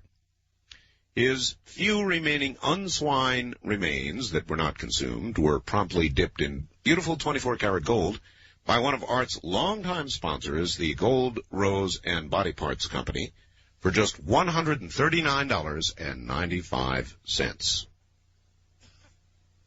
The lovely tear-filled event was followed by a 9.8 earthquake in Los Angeles in his honor. Guests, eulogist G. Gordon Scallion and Stan Deo, even they are still alive, delivered eulogies filled with heartwarming memories of Art and predictions for his future in the afterlife. Foot-tapping music provided by Cusco and selected songs Don't Fear the Reaper, In the Year 2525, and Eve of Destruction were performed by the Linda M. Howe and her 1,200-voice alien choir. The send-off was attended by thousands of friends, fans, a myriad of aliens, a small tribe of Sasquatch, and 40 immortals. The latter group quickly changing their names and relocating to parts unknown following the ceremony, due to the impending threat of a raid by rogue IRS agents after them for several thousand years of unpaid back taxes. The only incident marring the near-flawless event was the issuance of a few traffic tickets to alien mourners for hovering their craft too close to a fire hydrant. Art's widow Ramona concluded that ceremony by unveiling a large memorial stone shaped like an ancient AM radio. The stone memorial was engraved with a fitting epitaph to the man who kept us up at night through so many, many years. Dear Lord, Art was all talk, but his talk was art. And then there's a little asterisk down at the bottom here in which he reminds me, you never know, it could happen. And unfortunately, I didn't retain the pages with the person's name because they certainly deserve credit one way or the other for this little epitaph. West of the Rockies, you're on the air. Hello. Hello? Yeah, hi, Art. Hi, sir. I just wanted to, turn the stuff down. I want to tell you I was on Monday night. I was watching this STS pulling the tether. I'm a little nervous. I'm sorry. It's all right. And they were just talking along, going through their process, and all of a sudden the line snapped. Yes. And as they went into their version of Houston, we have a problem. Mm-hmm. On the bottom part of the screen, a little bit to the left, and way in the distance, on a black and white TV, I saw a little white dot just kind of shoot across. Here we go. Well, I was wondering if somebody that had a tape of it could maybe, do a review of that, look at it in slow motion. I only got to see it once, but I thought I saw it. It was probably an alien archer. Well, maybe somebody didn't like the experiment. And same way to say something. And there is a thing out here, a civilization called Mu.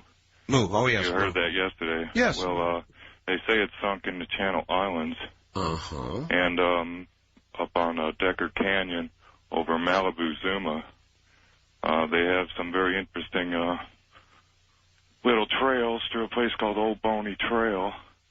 I've been through there. I'm surprised archaeologists aren't going crazy about it. Anyways, that's true. And the lost continent of Mu. Well, there's some very interesting things up there that shouldn't be. And I'm surprised that more people don't know about it. Well, all right, sir. There are things all over the world that should not be. I mean, look, the program the other night, I thought, pointed out some awfully important things. How in the world could there be dinosaurs in the Antarctic? And when they open them up, they find well-preserved tropic flowers that these dinosaurs ate. How can that be? If the Antarctic has always been the Antarctic, there shouldn't have been dinosaurs there in the first place, number one. And number two, they certainly could not have been eating flowers because flowers can't grow in that kind of ice. So there are a lot of challenges to traditional science out there. A lot of challenges. And a lot of things that are not properly explained. I mean, there's just simply no question about that. All right, look, we're going to break for a very quick moment here, and we'll be right back. What I'm doing tonight is trying to discuss all kinds of things without discussing politics. We'll get back to it. But I'll tell you, it's like I've had it right up to here with politics. I'm not particularly embracing anybody in the field right now. I consider the primaries the other day just a big reshuffle, and it's just sort of it's kind of a weak field in a lot of ways, and so I've had it up to here. Now I'll get interested again, I suppose, if the results in Georgia reshuffle it in some new way. But you know that feeling where you've had it right up to here? We'll be right back.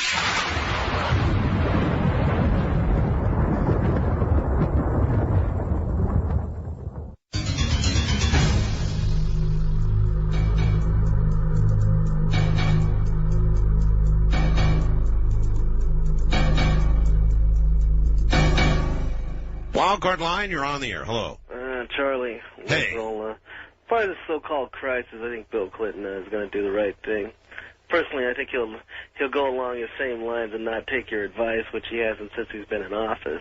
Actually, it's held him in good stead so far, Charlie. Well, actually, you're 100% right. His foreign policy has not even been greatly attacked by the Republicans. Maybe he'll send Jimmy Carter down there.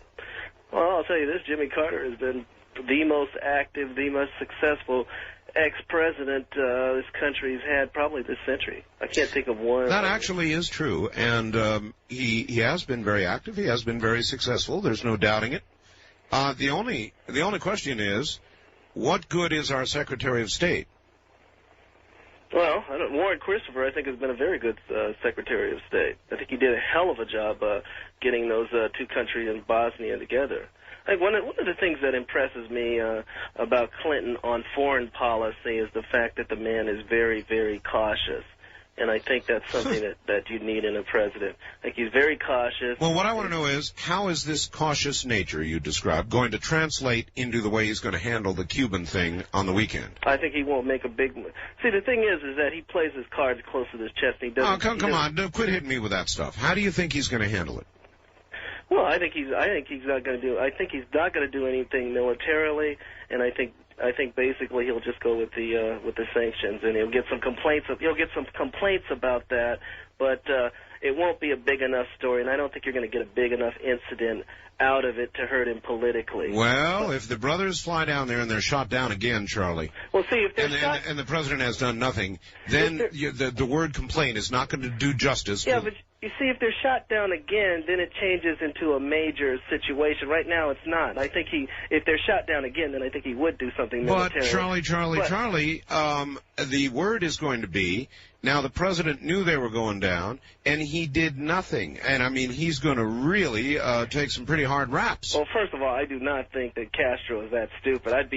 Castro's been in office for 30 years, and you do not stay in power that long being that stupid. Oh, come on. I would be amazed if Castro would do something as dumb as that. I mean, he might, but I would be amazed. Let me say quickly, the last note is, if I had to make a prediction right now, it does look like Bob Dole is going to wrap it up. And the reason I say that is Alexander appears to be becoming weaker and weaker. Well, now, wait a minute. You'll have to see what he does in the South. That's absolutely correct. But right now, polls indicate that South Carolina is going to go to Dole big time. If that is true, it means that Dole could be very strong in the South. He's going to do good he's going to do well in the New England area. I honestly think there's an opening for him. I think by April 1st, I think that'll be the day.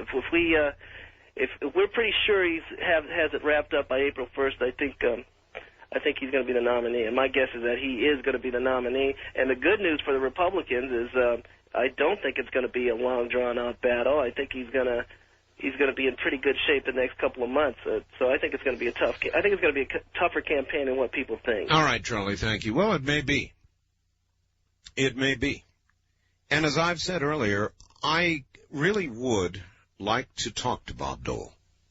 And I don't mean just a typical media kind of interview, but a talk radio kind of interview. I'd like to have him sit down. No, he doesn't have to be here. It's a nice thing about radio. It doesn't make any difference. He can do it from wherever he is. But spend a little time and try to let the audience know what he's all about. Past the sound bites, past the flashes of anger, past a lot of what you see on TV, I would like to know what Bob Dole is all about, wouldn't you? Well, it's about news time again. We'll be right back. This is Premier Networks. That was Art Bell hosting Coast to Coast AM on this Somewhere in Time. If I was walking in your shoes, I wouldn't worry none. While you and your friends are worried about me, I'm having lots of fun. Counting flowers on the wall.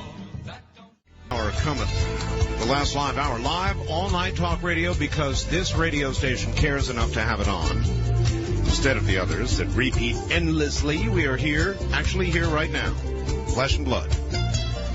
Have somebody named Jim on Vidian, and I brought my 17-pound cat in, showed him to Jim here a few minutes ago. Aloha, Art. Did you ever stop to think that the cursed envelope you received yesterday contained the curse of immortality? That's Dean from Kauai, the islands, where they know about these things. And the person who sent me this envelope curse should really, really be wary. Because my wife is from the islands.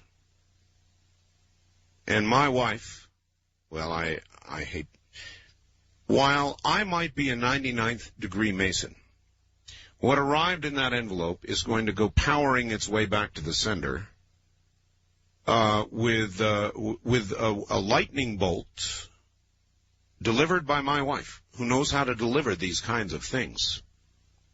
Dear Art, there have been a number of occurrences where young children have died of old age. This is really an interesting fact.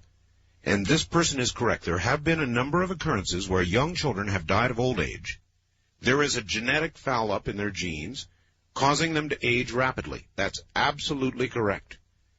This same genetic anomaly could probably mutate in the opposite direction and cause longevity, if not immortality. Signed, Jim. Jim, you're exactly right. It is the argument that I have been making right along. We know that the aging process is keyed genetically. And as you point out, the aging children are evidence of that fact. And as I've tried to point out, there seems to be an exception to nearly any rule anybody talks about on the face of the globe. There are exceptions here and there. So why not in this area? It's entirely possible. Entirely possible. East of the Rockies, you're on the air. Hi. Hello. Goodbye. First-time caller line, you're on the air. Hi. Hi, my name is Jay, and I'm down here in Baton Rouge, Louisiana. Well, good. Welcome to the program. I've been trying to reach you for a while there. There's been an earthquake up there in near the North Pole on the 28th. Yesterday. Yeah, there was one yesterday up at near the North Pole. Now, I did not know that. No, I got no report on that, sir. I got the coordinates wrote down here somewhere. How big of an earthquake? It was a 6.3, and I didn't quite get the location. I got it from a little hotline number. I called, and it was near the center near 1.7 north. Wow. And 125.9 east. That is totally bizarre. And that was a pretty strong quake for the North Pole, and I don't know. Call us toll-free at 1-800-618-8255. Something pretty big there. The word you wanted to use there was shoot. Yeah, just a whole bunch. Sorry about that. I'll tell you what. It's all right. I heard it. I took it out. Thank you. Scallion would, if you get a hold of him, I'd like to know if he has any more predictions about maybe perhaps central Louisiana, around Louisiana, and the New Madrid fault line. All right, sir. I'll see what I can do for you. Now, see, I hadn't heard that. That is, that's strange. Is that true? Was there an earthquake at the North Pole? That's really weird.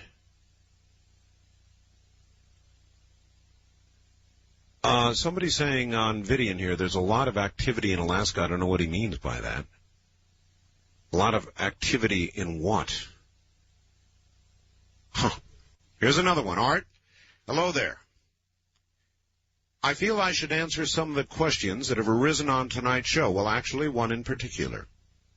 The caller was curious as to why no immortals have tried to go public. You responded with the normal response. Fear of being pulverized by modern scientists. In many respects, you are correct. However, there are many other reasons. Many immortals have attempted to go public, but they're never believed. You can pick up their story in many tabloids. Usually, that's as far as it goes. When they do attempt to go public, the word does get out internationally. There are many Oriental recipes that call for immortal bone dust. You see, I knew that. This poses an even greater threat than Western science. Usually by the time one gets old, the desire for people who know who you are gets pushed aside in favor of rationality. Besides, it's more fun if people don't know. Another factor. Some of those who are immortal are that way because of magic. Telling will dispel the magic. This is not a good thing, trust me. Is not a good thing at all. I mentioned immortal cats. I mentioned them in my previous facts, and as you heard tonight, they are definitely around. I've known immortal bears before, and even an immortal dog, but cats are much more common. Why? Only God knows. That's a serious fact. There are people very seriously involved in this and who very seriously believe or claim to be immortal. Quite a number of them. It's an amazing topic. I don't know where it came from. I don't know how it got on the show, but here we are once again. West of the Rocky. First-time callers, area 702-727-1222. I had to take it out. Dan, let's start all over again fresh. Your first name is Dan without your last name. And where are you calling from? Tacoma, Washington. All right. Yeah, your program is pretty good. I've been listening to you for a couple of years now, and this is my night off, so I decided I'd call you. Ah! Great, huh? I think all these immortals are kooks. Maybe. Yeah, well. That's probably what they want you to think. I think they'd reveal themselves if they really were. No, they wouldn't. Yeah. Oh, well. As far as this presidential stuff, I know you don't want to hear it, but I really want Buchanan to win. I know he's a little radical, but I think we need something a little on the radical side to get the country back on an even keel. What do you think? Well, I have areas of disagreement with Pat. Yeah, well, so do I, but, I think maybe try to get it back in the center. I think it's a little too far left right now. But anyway. I've got to be honest. I'm not really behind any of the candidates to speak of. I'm not really happy with the present field at all, and I wish there would be somebody else. Yeah, like Harry Brown, maybe? No. I have more disagreements with Harry than I do Pat. Oh, my. No, I'm not a radical, sir. Huh. On the other hand, I went for Ross Perot because of the same reason that you're going for Pat. I thought Ross would go to the White House and shake them all up, and it'd be a good thing. Yeah. But I'm not, somehow, for me, thank you very much, as a Ross Perot supporter at one time, I don't translate that support to Pat Buchanan. I don't know why, because Buchanan was supposed to pick up a lot of support from Perot people, and I was at one time a Perot person. God, I thrashed it out. That killed me. That election killed me in more ways than one. I thought about that every night for the longest time and agonized over how I was going to vote. And I'm sure it'll come to that again, but, there's a lot of time between now and Election Day. And I don't know about you, but I can't stand the possibility of being able to talk about nothing else between now and Election Day, and I'm not going to let it happen. It's like tonight. It's like I had it right up to here with politics, and all of a sudden I needed a break. And I may again tomorrow night. Maybe even the next night. I don't know. Well, the next night I'll be off. West of the Rockies, you're on the air. Hello. Good morning, Art. Good morning to you. This is Reggie. I'm calling from the San Francisco Bay Area. Yes, sir. I got in a phone call during the last 10 minutes of the last program that Dr. Begich was on. Yes. And after the program was over, I went ahead and started reading a book that I've started reading just a few hours before that. What book is that, sir?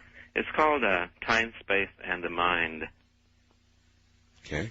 And the reason I ask is right before, I believe that sometime during that particular program, Dr. Begich mentioned that he wanted to go into the application of lasers and acupuncture points. Yes. Okay. This book is written by Dr. Irving Oyl. Yes. Would you by chance be mentioned on page 123? Would I be mentioned? Correct. Why? What does he mention? It has a very short conversation, if I can quote. Go ahead. It says, "Hi." This is quoting from the book. The telephone interrupts my reverie. "Hi," it says. "My name is Art. The voice states it belongs to a journalist reporter. It does a nightly radio show. We reach the entire western United States." He read Mrs. Fix's article in the Chronicle. I'd like to talk to you about it on the air, since I don't feel much like driving to San Francisco for a broadcast, which runs from 8 p.m. to midnight, and it goes on. But it does sound like you. It does, huh? Yes, it does. But I never broadcast from 8 to midnight. Uh-huh. Well, this was written, let me check, I believe in 1976 or thereabouts. Copyright 1976 by Celestial Arts. Well, let me think about that. I don't think it's me. You're right. It certainly sounds like me. Now, let's see. I'm going to have to think about the dates a little bit. Heard in the Bay Area then, possibly. 76. It could have been. It could have been. I'm going to have to do some reminiscing about dates. I'm really lousy on dates. But it is just barely possible, actually.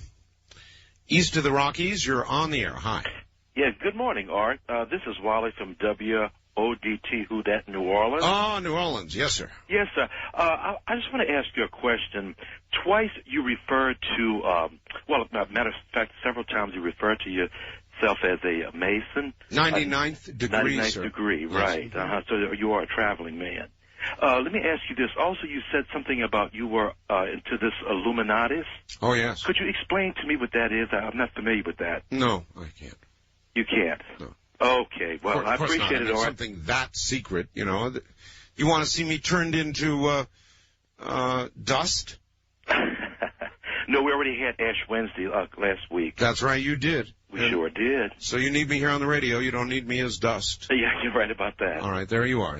Nor can I explain my CIA involvement. Nor can I explain my Council on Foreign Relations involvement or any of the rest of it. For obvious reasons. You all know that I'm right about that. You know what would happen if I talked about it. West of the Rockies, you're on the air. Hello.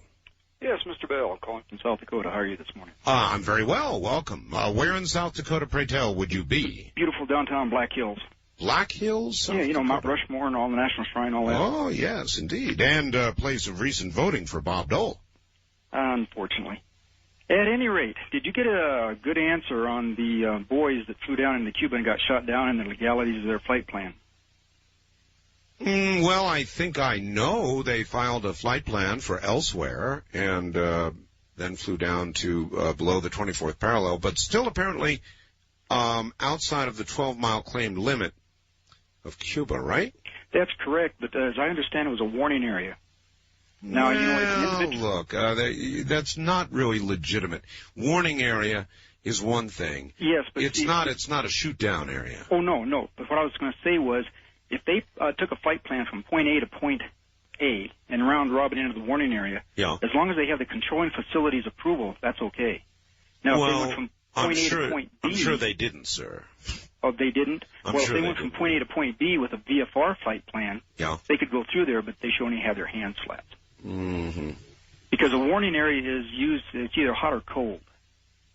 And if the governing facility, which is the United States, which more than likely it was, Yeah. and if it was cold and they went through there, Yeah.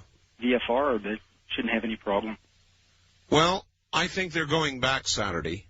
Whatever technicalities you want to talk about. Yeah, well... They're going back Saturday. And so the question is, what do we do? I mean, are we going to send up some planes and protect them? Or are we going to allow them to be shot down? Or are we going to keep them on the ground? What do we do?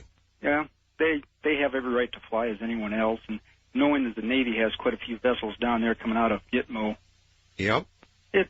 Well, the big question is, and it's going to be a tough decision in Washington, you either protect them or you let them fly and get shot down. I'll tell you, if they get shot down and the U.S. does nothing, Mr. Clinton will not be able to be elected dog catcher in Florida, and that's no joke. Well, Bill LeBozo shouldn't have been elected in the first place. Well, look, it's no easy decision. That's true. I'm not real happy with this president either, but that's a tough decision, and I think he's got to put planes in the air. I agree. And you know what? Agree. And as far as let me tell you, if the MiGs come out to play, and we shoot a couple of them down, the man you referred to as Bozo, his stock is going to go up about 20%. Yes, unfortunately. Have a good morning. You too, sir. Bye. I mean, that's just the truth. That's the way things work, and you all know it.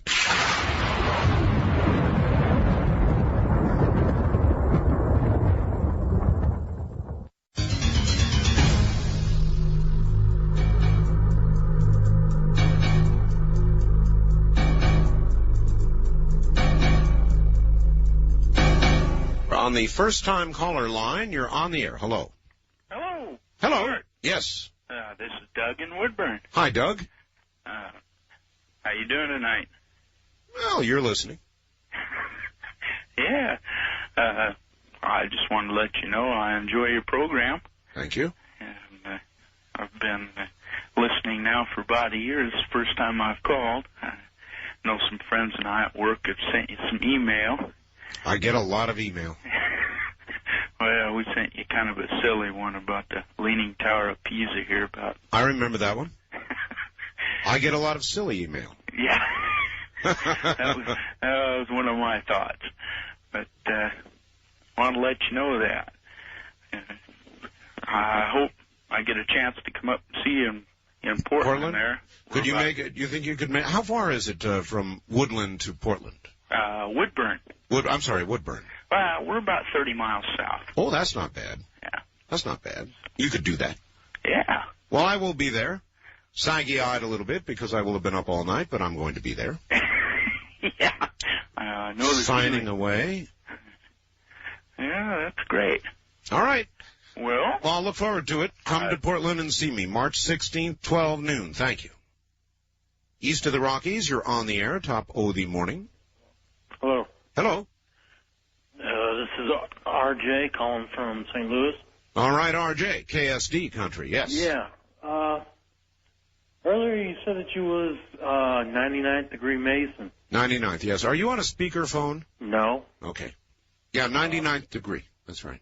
That means you've got something in common with Dole. No, he's not 99th. He's 33rd, I think. That's right. I'm 66 degrees above Dole. So you... So don't mess with me. You said the Illuminati rule. That's not the case. And, Or Jesus rules. well, there's the Council on Foreign Relations, and they rule too. Well, yeah. I wasn't referring to off Earth, sir. What were you referring to? The hidden hand that we rule with here on Earth, of course. Yeah, that's true. But someday the Lord will come back and... Well, then he'll rule. Until Yeah. then, 99th degree Masons, look out. This is true. Mm-hmm. How long have you been in the Masons? I was born in the Masons, sir. Huh? That's right. Born in the Masons. Genetic. That's the only way you get to the 99th degree. You don't think you achieve that in one lifetime, do you? See, there's a lot of things about the higher levels that you don't understand. Right. And I can't really go into it. Right. It's all secret. Okay? Gotcha. All right, sir. Thank you for the call. West of the Rockies, you're on the air. Hello. Oh, hi, Art. This is Ann from Eugene, Oregon. Hello, Ann. How you doing? Okay. Good. Gee, I'm glad I got in touch with you. I lost you last night. You lost me? Yeah. KPNW got a transformer knocked over by or the line anyway, knocked over by our snowstorm. Oh, yes. So we lost you. Well, I'm glad they got it repaired. Oh, me too. I couldn't have 2 nights without listening to you. That's very kind. Thank you. Oh, it's so good to have you on our on Coast to Coast here in Eugene. That's wonderful. We've had some strange weather here. Ma'am, there has been strange weather here. It was snowing. There's been strange weather everywhere. Yeah, you even got some, didn't you? Oh, absolutely. Snow and everything. Oh, look, it's a weird year, and it's leading up to something. Look, I've got a break. Do you want to hold on? Oh, sure. All right, sure. It's getting strange out there, and I'll bet you this coming hurricane season is yet bigger than the last one. Anybody want to take bets on that? And you say nothing's happening? Of course it is. This is Premier Networks. That was Art Bell hosting Coast to Coast AM on this Somewhere in Time.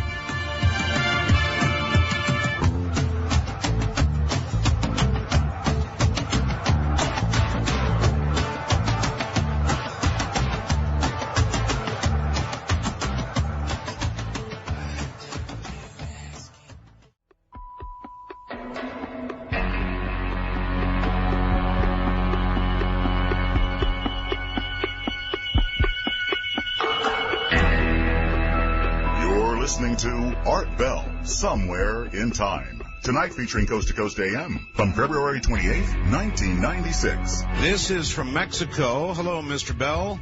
Raul from Tijuana.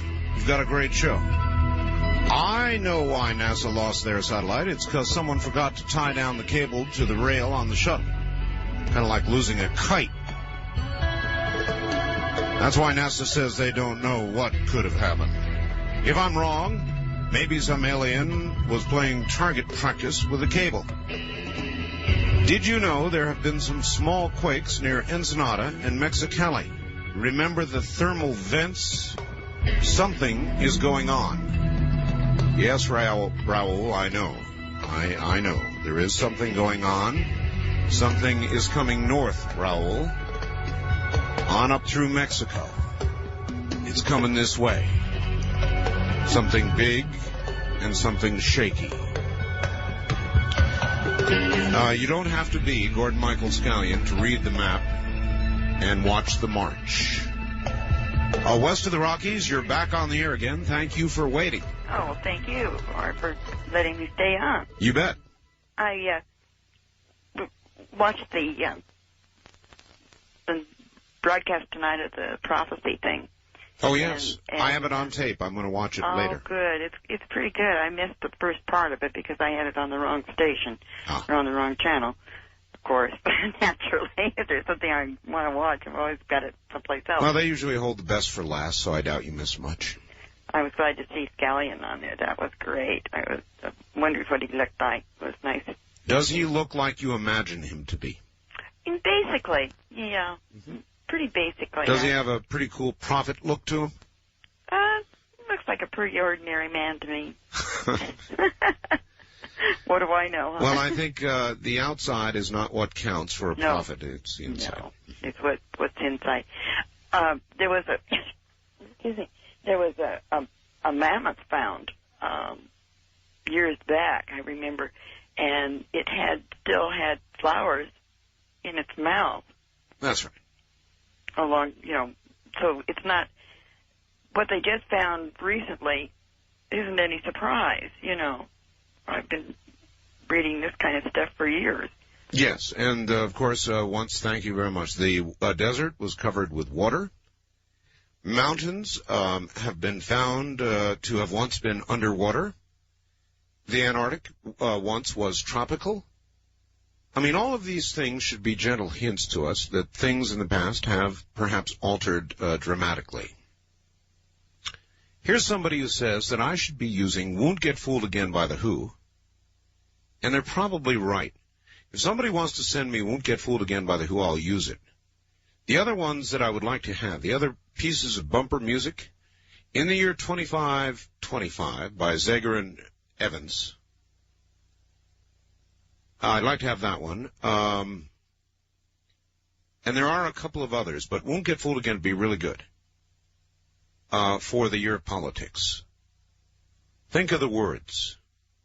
And I'll get on my knees and pray we don't get fooled again, meet the new boss, same as the old boss, Jim in L.A. Even made all that rhyme. That's true. It is true, isn't it? That would work. That would work very well. Somebody send me a copy of Won't Get Fooled Again by The Who, which was a great tune anyway, and I'll use it. What else would be good? In the year 2525, that'd be great. Zager and Evans. Got to remember, I've got a long rock and roll history behind me, and so a lot of these things appeal to me, and a lot of them make sense, too.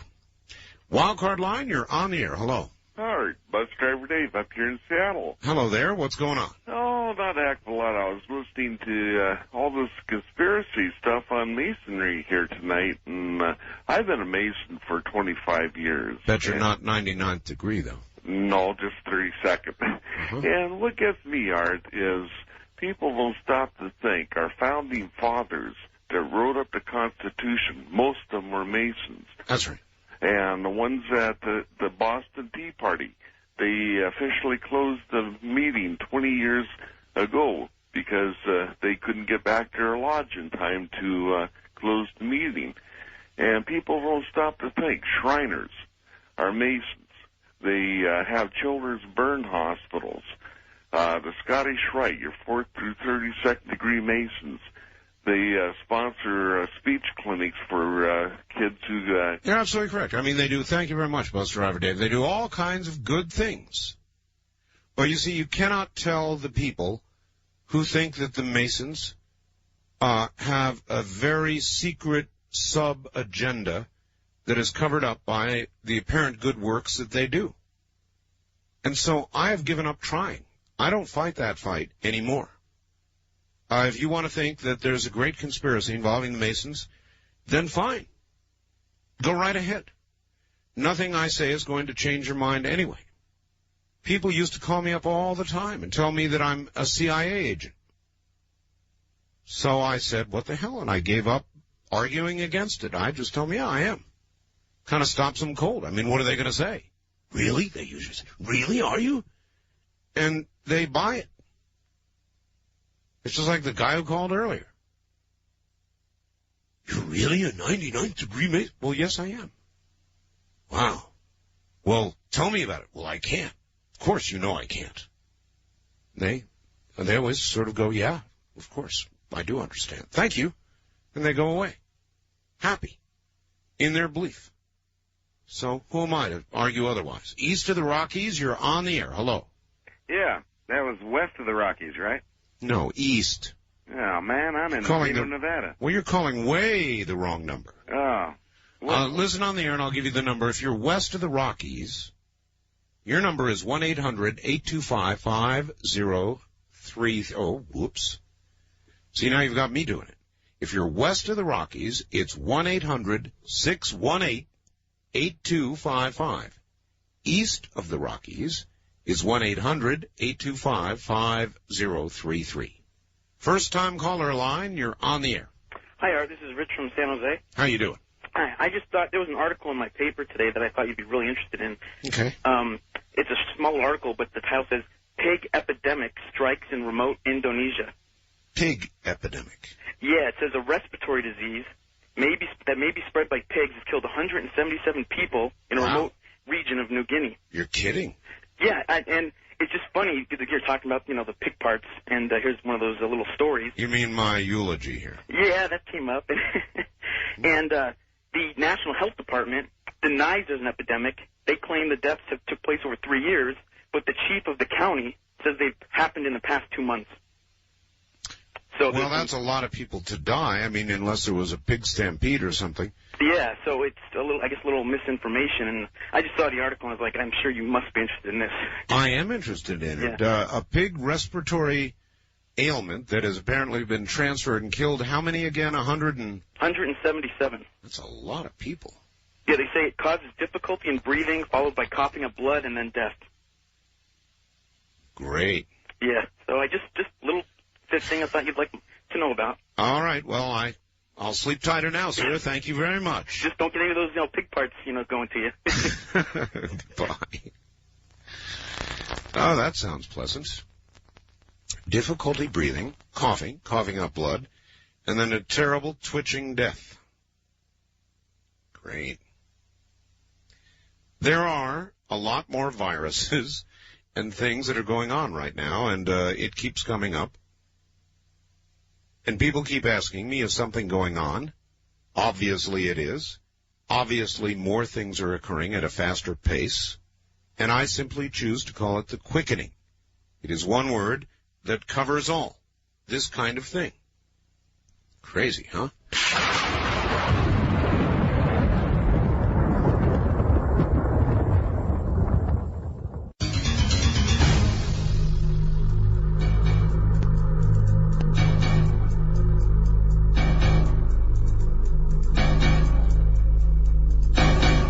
West of the Rockies, you're on the air. Well, I got to tell you. How you doing, Art? I'm doing quite well. Where is the justice in this world? I've been trying since 1:30, and some guy gets in and has the wrong number. Yeah. You've been trying since 1:30? Mountain time. Mountain time, all right. I took a break at 4 o'clock. And then, I see. Okay, 3 questions, I think. I'm doing a research paper on the effects of talk. Oh, by the way, this is Michael. I'm calling from Nuttall Hall at Snow College in a little place called Ephraim, Utah. I was listening to you on KOB and switched over to KVEG when they... Yeah, I guess New Mexico comes really crashing into Utah, doesn't it? Oh, man, I get it. So, except when it's not fading out, it sounds like a local station here at night. Anyway, if you have 3 questions, we should... Okay, on my research paper, I'm doing it on talk radio and the effects of talk radio on Americans' lives and kind of how it's saved AM radio. I was wondering if there's any sites on the email or internet, I don't know if there's anything on your web page or anything that... Nothing that specifically addresses that, but it is a very interesting topic, and I would like to get a copy of your paper when you're done. Talk radio has indeed saved AM radio. There is no question about it.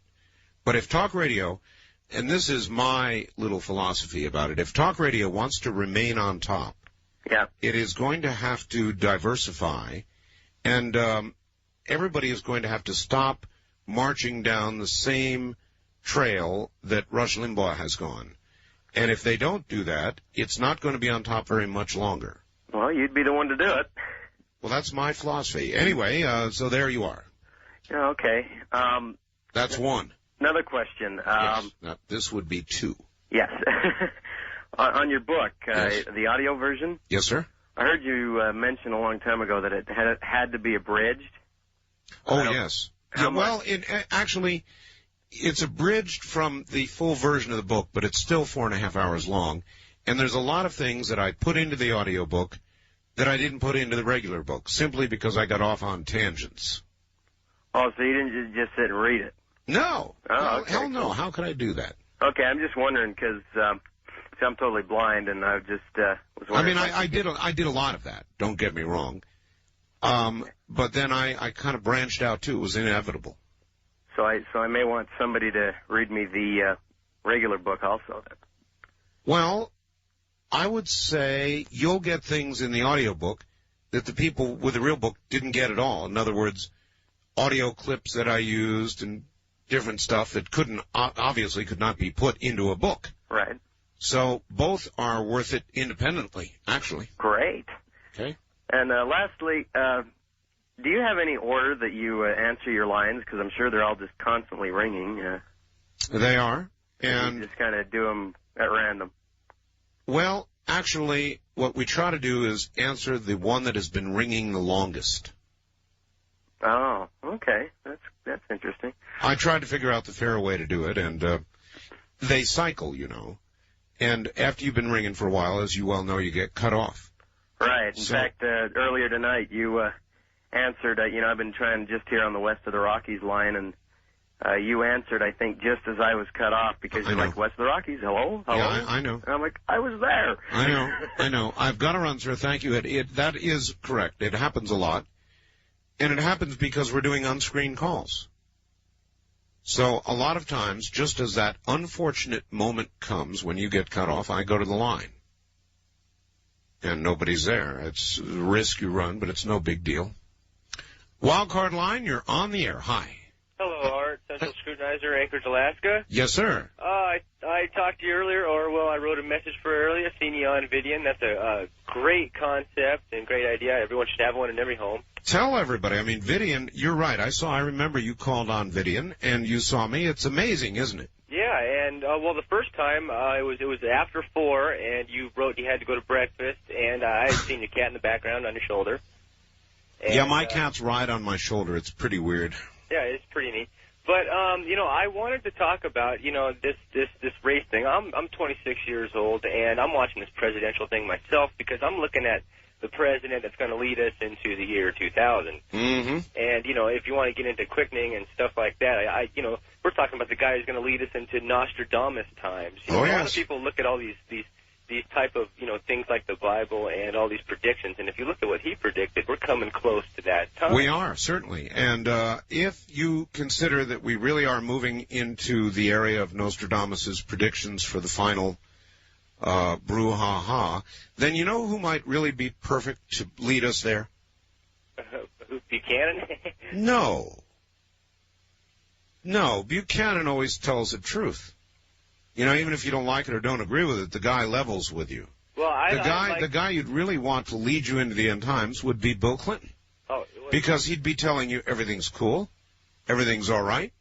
Right. Don't worry about it. Oh, that guy scares me. I feel your pain. Yeah, see the comment up there? I feel your pain. He'd usher it right in. Yeah.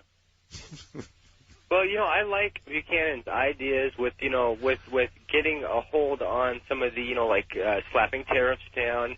I don't like the ideas of ending all trade, but I like the ideas of more stricter tariffs towards, like, Japan. I like the ideas but of he takes the wall. Yes, sir, but he takes it too far. Right. He takes it too far. I've really got to run. I'm terribly sorry, but he takes it too far.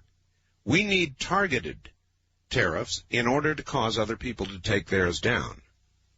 His 5-year idea about a moratorium on immigration, legal immigration for 5 years, is, in my opinion, somewhat mean-spirited and not needed. We need to do something about illegal immigration, not legal immigration. The legal quotas that we have are quite reasonable, and we don't need to end that. That's not hurting us. Millions of people coming in illegally, now that is hurting us. The idea of the wall, a bit extreme, but if that's what it takes, then I'm all for it. We have every right to control our border. So, there are areas of agreement I have with Pat and areas of definite disagreement, and I would like to hear his argument justifying a 5-year moratorium on legal immigration. I think that's kind of a red herring. It's going too far. First-time caller line, you're on the air. This is Bob. Hello, Bob. Yeah? Turn your radio... Bob. Is this Art? Bob, turn your radio off. Oh, just a minute. Yeah, all right. Okay. Yeah, this Pete from Maryville, Washington. Well, hello, Pete.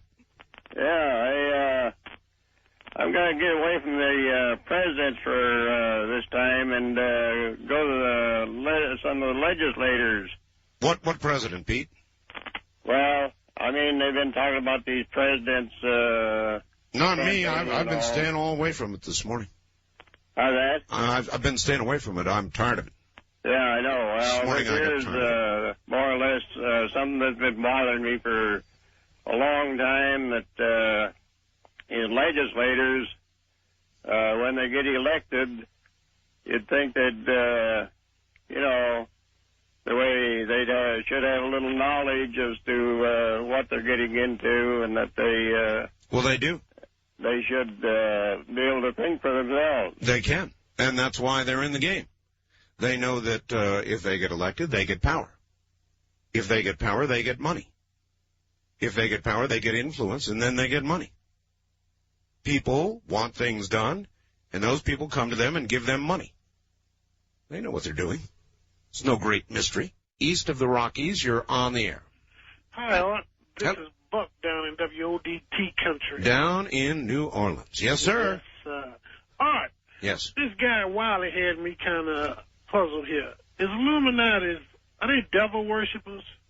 Sometimes. Sometimes. Okay, Art, thanks. Can I say one more thing? Sure. Good night, America. Okay, well. You know, Illuminati's like everybody else. They put the pants on one leg at a time.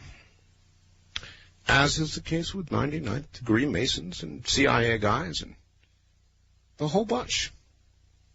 Just people. West of the Rockies, you're on the air. Hello. Hello, Mr. Bell. How are you doing? Okay. This is Sig in Seattle. Yes, Sig in Seattle. I'm wearing a 33-degree Mason ring on my chain on my neck that was my grandfather's. Uh-huh. And my question to you is, I don't know if you're joking or not. There isn't really a 99th degree, is there? Of course there is. Are you joking, aren't you? Why do you think that? I don't know. My dad always... As a 33 degree Mason, 33rd degree Mason, your dad, well, of course he's not around to be able to tell you anymore. Right. But he would have had knowledge, not specific knowledge, but a kind of a general knowledge about those of us who are in these categories. The upper echelon. Yes. Mm-hmm. Okay, sir. Thank you very much. That's it? That's it. I'm still confused. That's we depend on that. Confusion. Without that factor, without confusion, we wouldn't be able to do the things we do as 99th degree Masons. First time caller line, you're on the air. Oh, hi. Is this Art Bell? It is Art Bell, but you know what? What? The program's ending. Where are you? I'm in Nashville, Tennessee. All the way in Nashville, Tennessee. Yes. Well, you and WTN in Nashville, the mighty WTN, are going to get the honors tonight. Do you know what that is? Yes, I do. Boy, what a nice southern accent you have. All right, lay it on them. Okay, good night, America. Wasn't that nice? Southern women. Well, that's it. We're out of time. From the high desert, good night, America. Thank you for tuning in to Archive Obscura. Please like and subscribe.